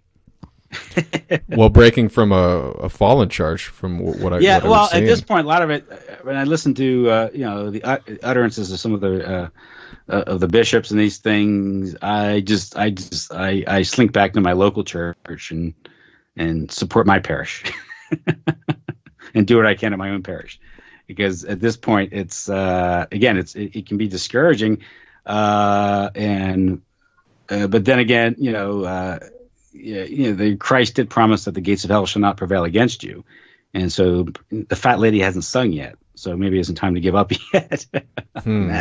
It's tempting to see something in our own lives. Not takes faith, huh? Yeah, wow. Little faith. Yeah, faith. So, but yeah, I mean, it is. I have to admit it. I can't say it isn't discouraging to see that. Is that sort of process frowned upon? I mean, by most Catholics, forget the clergy or the leadership for a second, but just your ordinary Catholic, would they object to, let's just say your parish, just saying, hey, look, we interpret the Bible as it's always been interpreted. Maybe this is not the right way to go about it in terms of like a PR way, but effectively it's like, look, the Pope is completely off the rails at this point, so we're just going to do Catholicism. You guys are doing something else, but we're going to do Catholicism. Would normal Catholics view that as a bad thing? I think the usual strategy is to kind of pray and bide time and hope for the papacy to come to its eventual conclusion. I mean, not the papacy, this particular Pope's reign, and maybe something better will come down. Will be appointed. Will be named, by the College of Cardinals. Well, what happened to Ratzinger? He was the previous Pope, Pope Benedict. Well, why was he thrown out? I've heard various conspiracy theories about this, but he wasn't there very long, and that's unusual. No, he was there from 2005 to 8 years. 8 years, yeah, 2005, 2013. 8 years. He's still alive, right? That might have some. Yeah, he's still alive. He's a Pope Emeritus. Yeah. So, hello. And there's something going on. Someone suggested for him to step back in. Okay. I remember his resignation was rather odd, and the explanation was, my health and these things. Your health? What? Something that might have had something to do with the fact that he realized he was surrounded by. But he just gets into the, the politics of the Vatican, what's going on there, and he might have been realized he was surrounded by enemies, and he had to resign. Which but that gets into internal politics of the Vatican. One thing I can do is speculate on that. Yeah. But another thing that came out of Vatican II was this document Nostra Aetate, which it clarified their church's relationship with other religions, but really the big thing was with the Jews. And it just clarified that said that not all Jews are responsible for Christ being crucified, which is self-evident. But then that was spun in a way that the Jews weren't responsible, as a political body, as an entity, weren't responsible for Christ's crucifixion. Well, it was obvious that not all Jews were responsible because John of the Cross and Mary, his mother, they're Jewish, So it was more or less stating the obvious. So the church itself kind of played a rhetorical trick, but then it was spun against them. And you have to look at the broader what's going on in the particularly after 1967, the ascendancy of Jewish power in the West, particularly in the United States, and in media. And that now with the church, and this goes into such things like the Holocaust narrative in these things, and now the church can no longer have dialogue with Jews; it can just be lectured to by the Jews, and so this sort of coming out of Jewish power in the 1970s and 80s, and the waning of the WASP elite, with the death of the Rockefellers in the late 70s, and there was Nelson and also John D. III. You had sort of a changing of the guard where the tail started to wag the dog. Is what I think kind of what we're living under now. With the power, the Jewish lobby, the Zionist power that seemed to have so much influence in our government. Well, one of the reasons EMJ is sort of well known in our circles is because of his sort of outspoken criticism of what he calls the enemy of humanity, and that's a quote from him. And he doesn't say all Jewish people are this, but this sort of the Jewish power block is sort of the enemy from the beginning of the stories coming from the Bible, and Gospel of St. John, so the enemies of right, and so his sort of recommendation is that in order to become part of humanity, you must convert to Christianity. But how would you sort of see? Let's just start with Vatican II for a moment. How would you see the church that you would like to see looking like? Well, I'd probably I don't know, go back to teaching Latin. I grew up without Latin because I was post Vatican II, and probably traditional mass and these things. And this will gain the capture the imagination and revive faith among the flock. If it started pushing a traditional, give it something to sink their teeth into. That's one thing that the weak church didn't have. It wasn't offering in the 1970s and 80s, and people fell away from it. I listen to the experience of some people who've fallen Catholics, and quite frankly, with the experience they tell me, I wouldn't want to be Catholic either if I had their experience. And that's all part of the suburban church and these things. And so when they stopped when they changed the liturgy and they brought in the folk mass and they brought in Father Smiley Face, with the long hair and these things. This was all vogue for a while. It seemed all nice and friendly, but then again, at the end, they're not giving anyone any doctrine or belief to believe in. And so, like I said, when they opened the doors, everyone left. This, coupled with the scandals, and this gets into the sexual revolution, is that much of the scandals that we've all heard about in the past few years is a product of the sexual revolution, largely. You can't promote that type of culture and poison the cultural well from which the church draws from and expect it not to have an effect.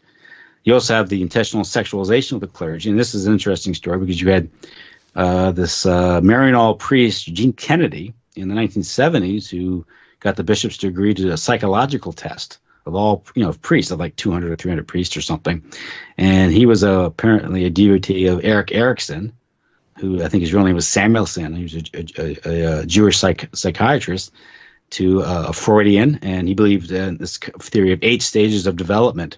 And the 6th stage was sexual maturity. And the only way you attain sexual maturity is you have a sexual experience. The only problem is the Catholic clergy are celibate. So by definition, they were not emotionally mature. They're pathologized. So how is this guy having a lot of influence, or at least some influence, over the priests. I mean, he's this Jewish guy, and so why do they listen to him? Well, Eugene Kennedy was a Catholic who followed Erik Erikson, who was Jewish. Yeah, a psychiatrist. Okay. And psychiatry, it's largely psychology, psychiatry. It's Freudian, and it's kind of Jewish in a way. And it was developed. Freudian theories were developed to sort of treat Catholic or Christian morality as a neurosis because of the guilt you got from it. And the cure was right. Drop the morality, you feel no guilt, and that was the cure. So there's a trick there being played there by Freud. And so it's always been that it sees morality as a neurosis and it pathologizes it. And so whatever. It just don't listen to these people. I just, this is, at the end of the day, it's like there needs to be some agency is what I'm getting at. I mean, I do believe that a lot of the sort of Hollywood propaganda that we all saw against the Catholic Church was just that. It was intended to smear the church. Don't get me wrong. But I also think that the church did not clean up its own act. And no, it didn't. That's self-evident. And then if you read Goodbye Good Men, he talks about how the seminaries were infiltrated. This is also what happens when you're a similar operation was conducted out in California in the 60s, the Immaculate Heart Mary Order, I think, where Carl Rogers techniques were applied, self-actualization and basically the idea of free love or sexual liberty was applied to this holy order, and it broke apart. And the thing is, the orders out there were a backbone of the Catholic school system. Once you lost the number of ordinations or vocations dropped, that's how the Catholic Church staffed the schools. And that's how they had these community-supported Catholic schools that allowed working-class families to send their kids to Catholic schools. One thing you notice how expensive Catholic schools are now. In my day, my family was sending 5-6 people kids to Catholic school, and we were paying $800 a year because the parish supported it. Well, EMJ wrote a short book on Is Notre Dame Still Catholic? And he said now, effectively, if you attend that university, you pay $60,000 a year to be a wage slave, a sex robot, and a servant to the empire. Yes. That's what it is. And you can be a bean counter, but you're a sex robot and you're a servant to the empire. And working millions of working class Catholics donated to the Catholic Church to build Notre Dame, and look what they've turned it into. And that goes back to what I said about Hesburgh. And it's now just another it's a diploma mill and a predatory lending institution because they want government money. They want government money. They want the foundation money and government money. And they don't care. They have the architecture still there, if I understand. I've never been to South Bend, but so that's so. Why don't we raise money and get EMJ to let's build him a church? Why do we need Notre Dame anymore? Well, we should take back the architecture. I mean, fine buildings going to waste. But I mean, it's you go back. You were sexualizing the clergy, and at the same time, you're preaching sexual liberty. Well, the heterosexuals are they're going to leave and they're going to have families. Well, the homosexuals are going to stay because what are they going to do? They're not going to have families. So you have this, I guess, an overrepresentation of homosexuals, and also the idea that they tend to infiltrate and undermine, and that's what they've done in the seminaries. So you had this problem that was sort of ignored to the 70s and 80s. Not to mention the fact that once the story gets out, you have to realize that, you've had this recent case in Pennsylvania where the Abramson, I think is the name of the state's attorney out there, released document, 300 accused priests, 1 indictment. And of course it gets out there, 300 priests, these are accusations. Only 1 had enough evidence for an indictment. You have to think that, and there's also thousands of priests. So really, if you compare it to other professions or callings, whether it's teaching, percentage-wise, it's still low compared to like public school teachers, low to rabbis, very low to Hollywood compared to Hollywood directors and the casting couch out there, And also, they also misrepresent the crisis. The controversy or problem is they call it a pedophilia crisis when really this recent story with McCarrick here in Washington D.C. It's more of a pederast, homosexual thing. It's not pedophilia. It's a different thing. If you're going after post-pubescent older boys like 16, 17, yeah, legally call it pedophilia, but it really isn't. Or you're going after young men, it's a homosexuality thing. But the only problem is, by the lights of the modern era, homosexuality isn't wrong, but pedophilia is still a taboo. Thank God. So they call it a pedophilia crisis, but it's a homosexual thing. And if homosexuality is wrong, then it's wrong for Cardinal McCarrick. It's also wrong for Harvey Firestein. So, but they don't see the moral logical inconsistency there, because they want to at the same time, this also facilitates multiple lawsuits. These things that rich lawyers, the plaintiffs in these things, these cases that have been settled have enriched many Jewish lawyers at the expense of the church. Apparently, Alan Dershowitz was claiming that some people are blaming the Jews for the church's problems. Well, if you look back at the information that I just provided about, Eric Erickson and Eugene Kennedy, these things applying Jewish psychiatry to the church, sexualizing the clergy and things, not to mention the Jewish influence over popular culture and the sexual revolution.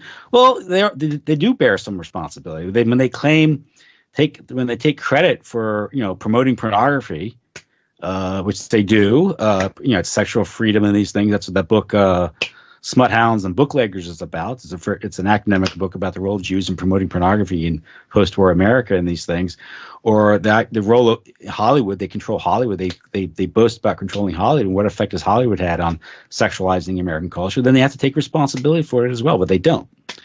So there is some credence to that argument. But Alan Dershowitz himself, of all people to point a finger at the problems of the Catholic Church, he himself has been found to be flying the Lolita Express with Jeffrey Epstein. That's right. Well, Alan, what did you do on this plane? What were you doing down there? But no one asked him about that. Well, this is what it gets down to. They're following a different religion. They have a different set of values, and so the things that we sort of see as bad, they don't necessarily see as bad, or at least they don't see it as bad for us. And that's probably where the sort of animosity towards them historically has developed, is because they have double standards, and that's, as you've just demonstrated, something that pisses people off. Yeah, the traditional church's teachings towards the Jews was eminently reasonable. Secret Judaeus non.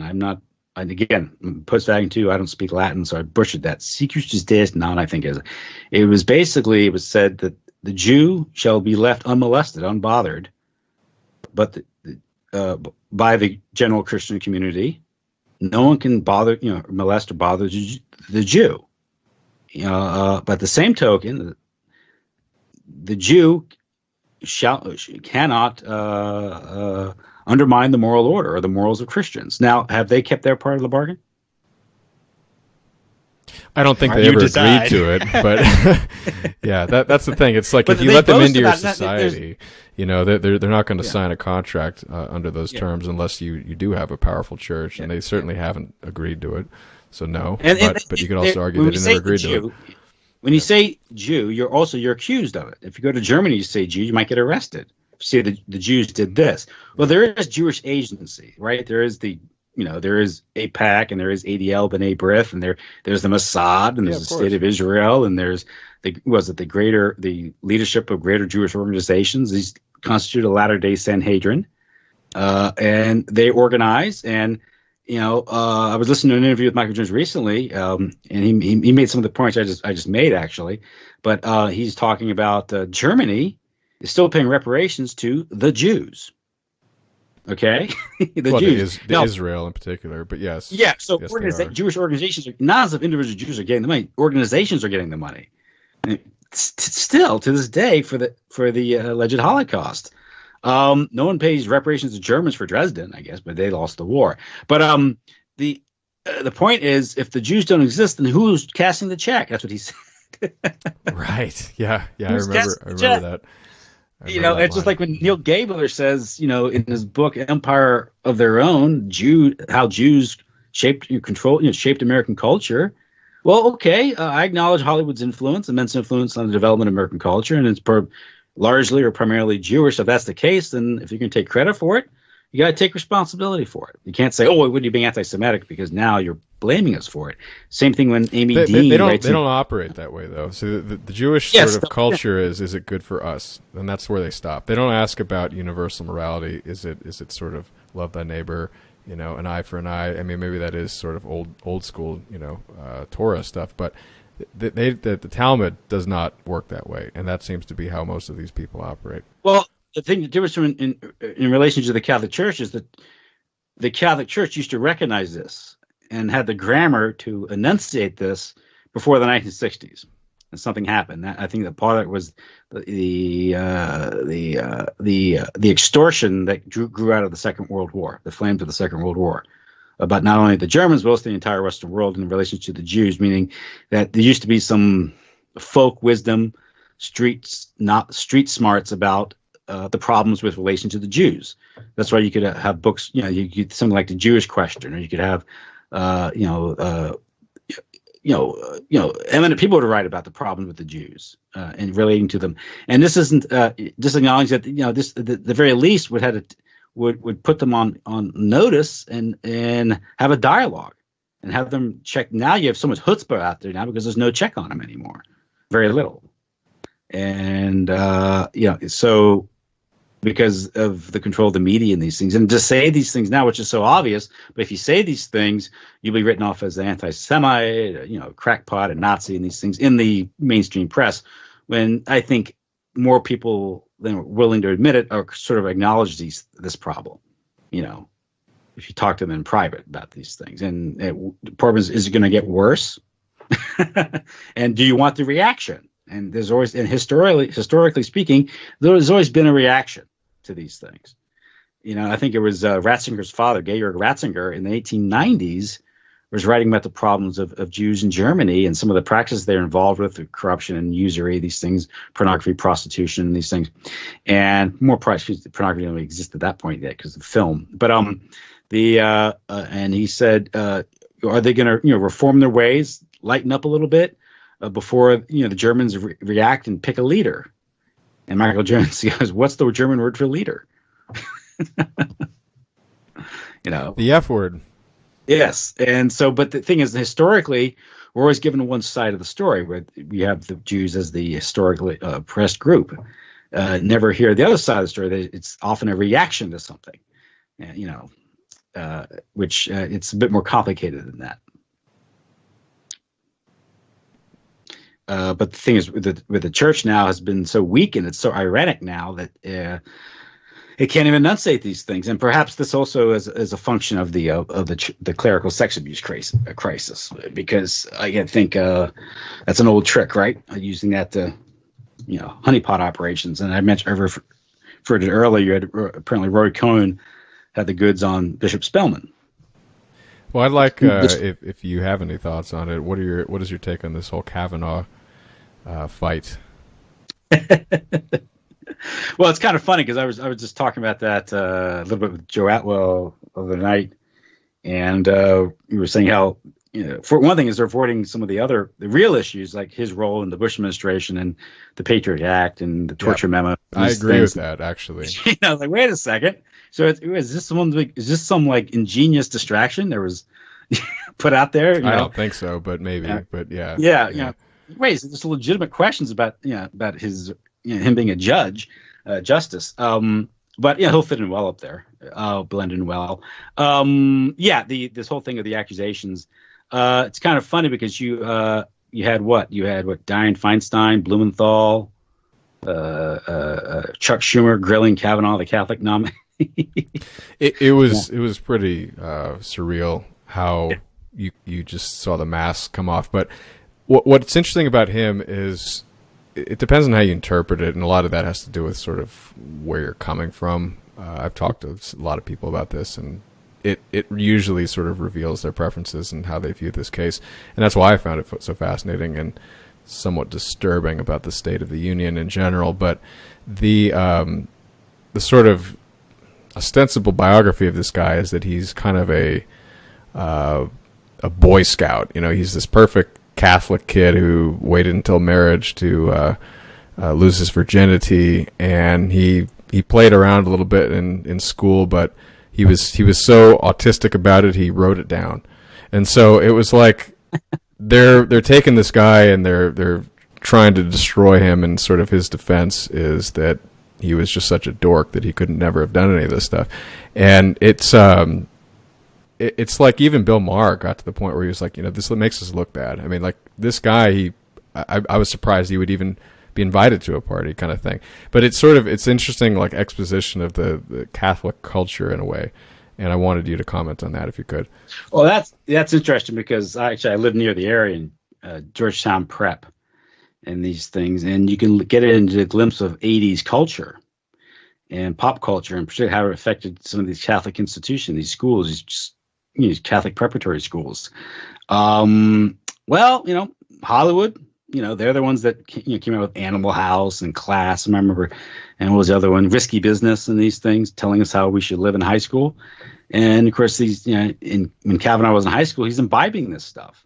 And so they sexualized the culture, and they've corrupted a lot of these the moral environment in some of these Catholic schools between the 1960s and 1980s. Degraded greatly because of the culture war itself.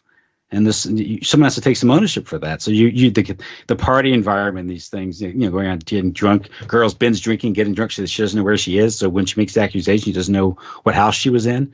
Well, what was she doing? Like that? Is this normal, healthy behavior for teenagers? Now, by the 1980s, it was normal behavior. I lived it. I was a teenager in the 80s with the parties. I saw these things. I heard some people commenting on what it was like going to a Catholic school in the 1960s. Basically, before 1965, he said it was a completely different environment. People don't realize that teenagers actually conducted themselves differently back then. But much greater moral probity than they did a generation or two later. It wasn't inevitable. And what creates this? What creates this moral degradation? This declination that we've witnessed, and it's hard for us to imagine because we didn't live it. But if you look at what type of values were promoted in the culture and the music. And this isn't coming out of the ether. This isn't like manna from heaven or something from hell. Human beings are creating this stuff, or creating the media. And they're doing it for a reason. It's all part of the sexual revolution. It's part of the cultural agenda, the 1960s into the 70s. It was, I think, 1969, if you want to look at a document, there's the Burrison or Jaffe memo of Planned Parenthood in Pennsylvania meeting discussing how to promote homosexuality and family breakup, and how promoting family breakup, you promote sexual perversion, homosexuality, and these things, confusion, weaken society, and thereby reduce the population. So that type of malevolence was being discussed. They were commissioned by the federal government to investigate this stuff. So when the federal government gets involved in these programs in the 1960s, like the Gruening bill about federal government getting involved in promoting contraception among targeted groups, and they're promoting all this stuff. It's the malevolence is there and the planning is there. It's there for all to see, and it wasn't as if this stuff is just unfolding. Well, one of the reasons the left was losing its shit over this guy was they view him as sort of the old school anti-abortionist type from the Catholic community that they have been taught to loathe and dread. Yeah. And I am curious what your sort of outlook is for his reign, whatever they call it, in the Supreme Court. Well, I don't know. It would be like Anthony Kennedy. Anthony Kennedy was a Catholic. So you compare him to Kennedy, not Scalia or the other Catholics? Yeah. Oh, I mean, I don't know. It's hard to tell, quite frankly. Right. I think what happens in the Supreme Court is one way or another, the oligarchs get the rulings they want at any given time, and they'll confect a majority. Ruth Ginsburg will support Obamacare with Anthony Kennedy because that's the agenda. Scalia's greatest writings are in Scalia dissents when he was in the losing side. Scalia is also bad on a lot of Fourth Amendment issues and torture issues, things like that. So one way or another, they'll allow these battles to go back and forth. But at the end of the day, the Supreme Court isn't going to do a damn thing about abortion. That's been a trick. It's not. That was part of the agenda. And Ruth Bader Ginsburg.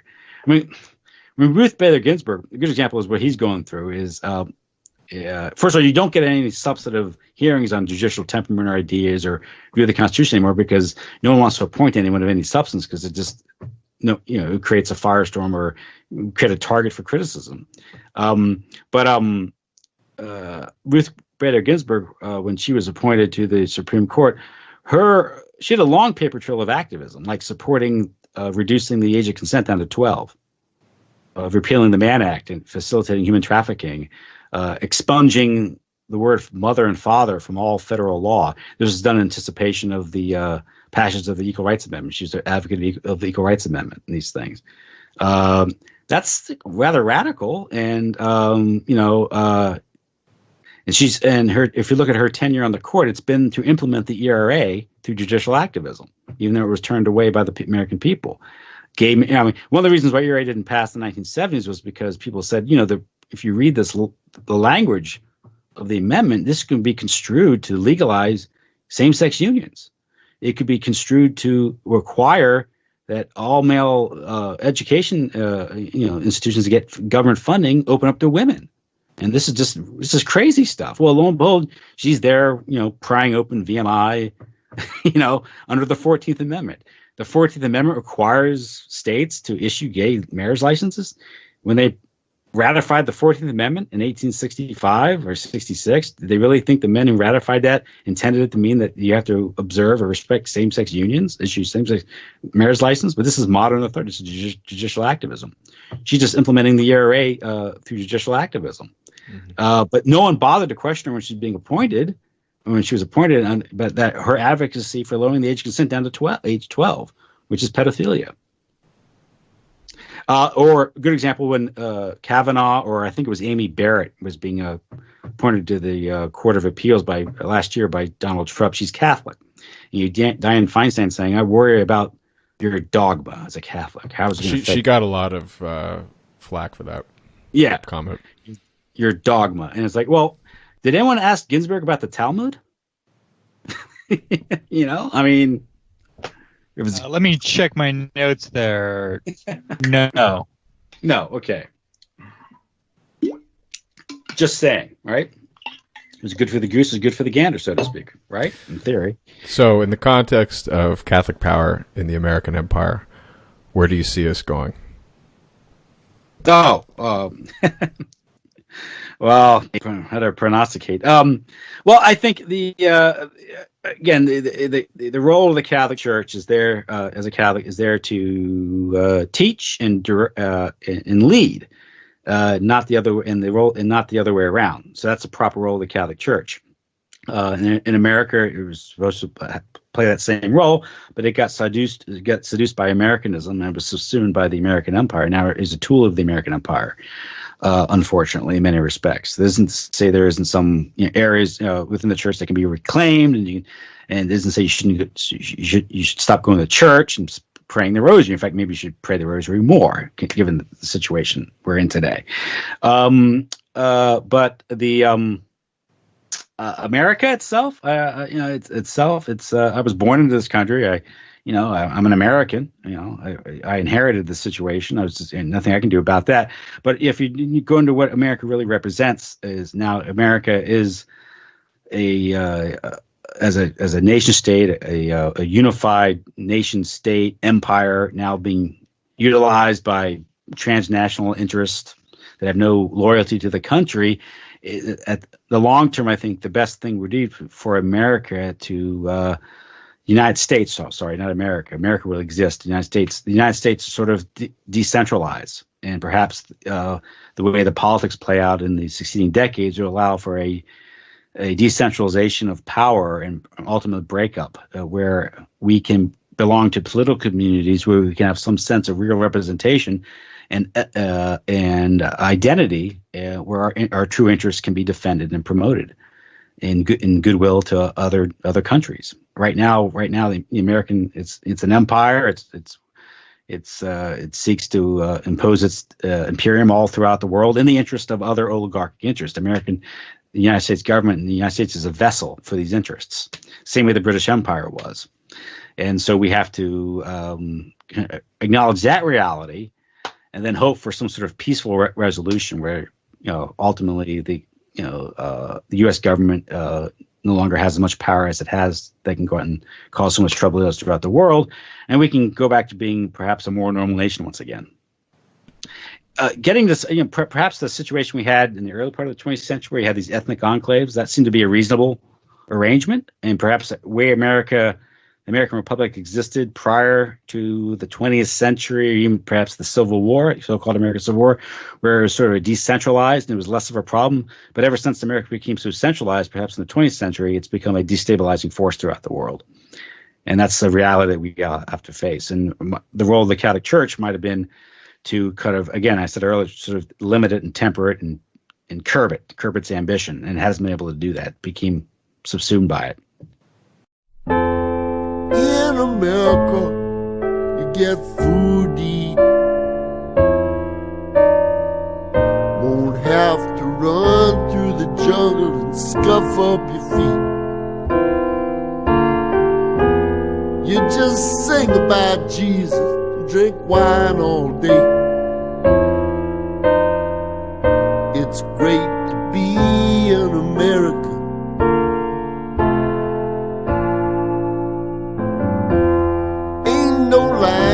Tiger, ain't no mama snake,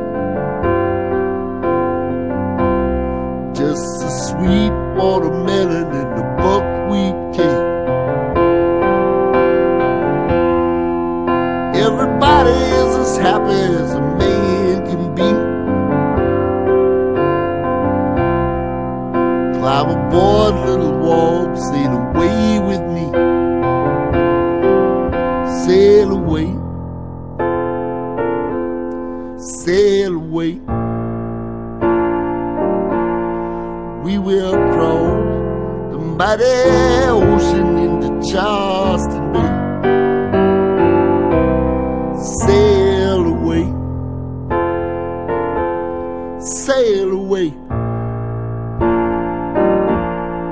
We will cross the mighty ocean into Charleston Bay.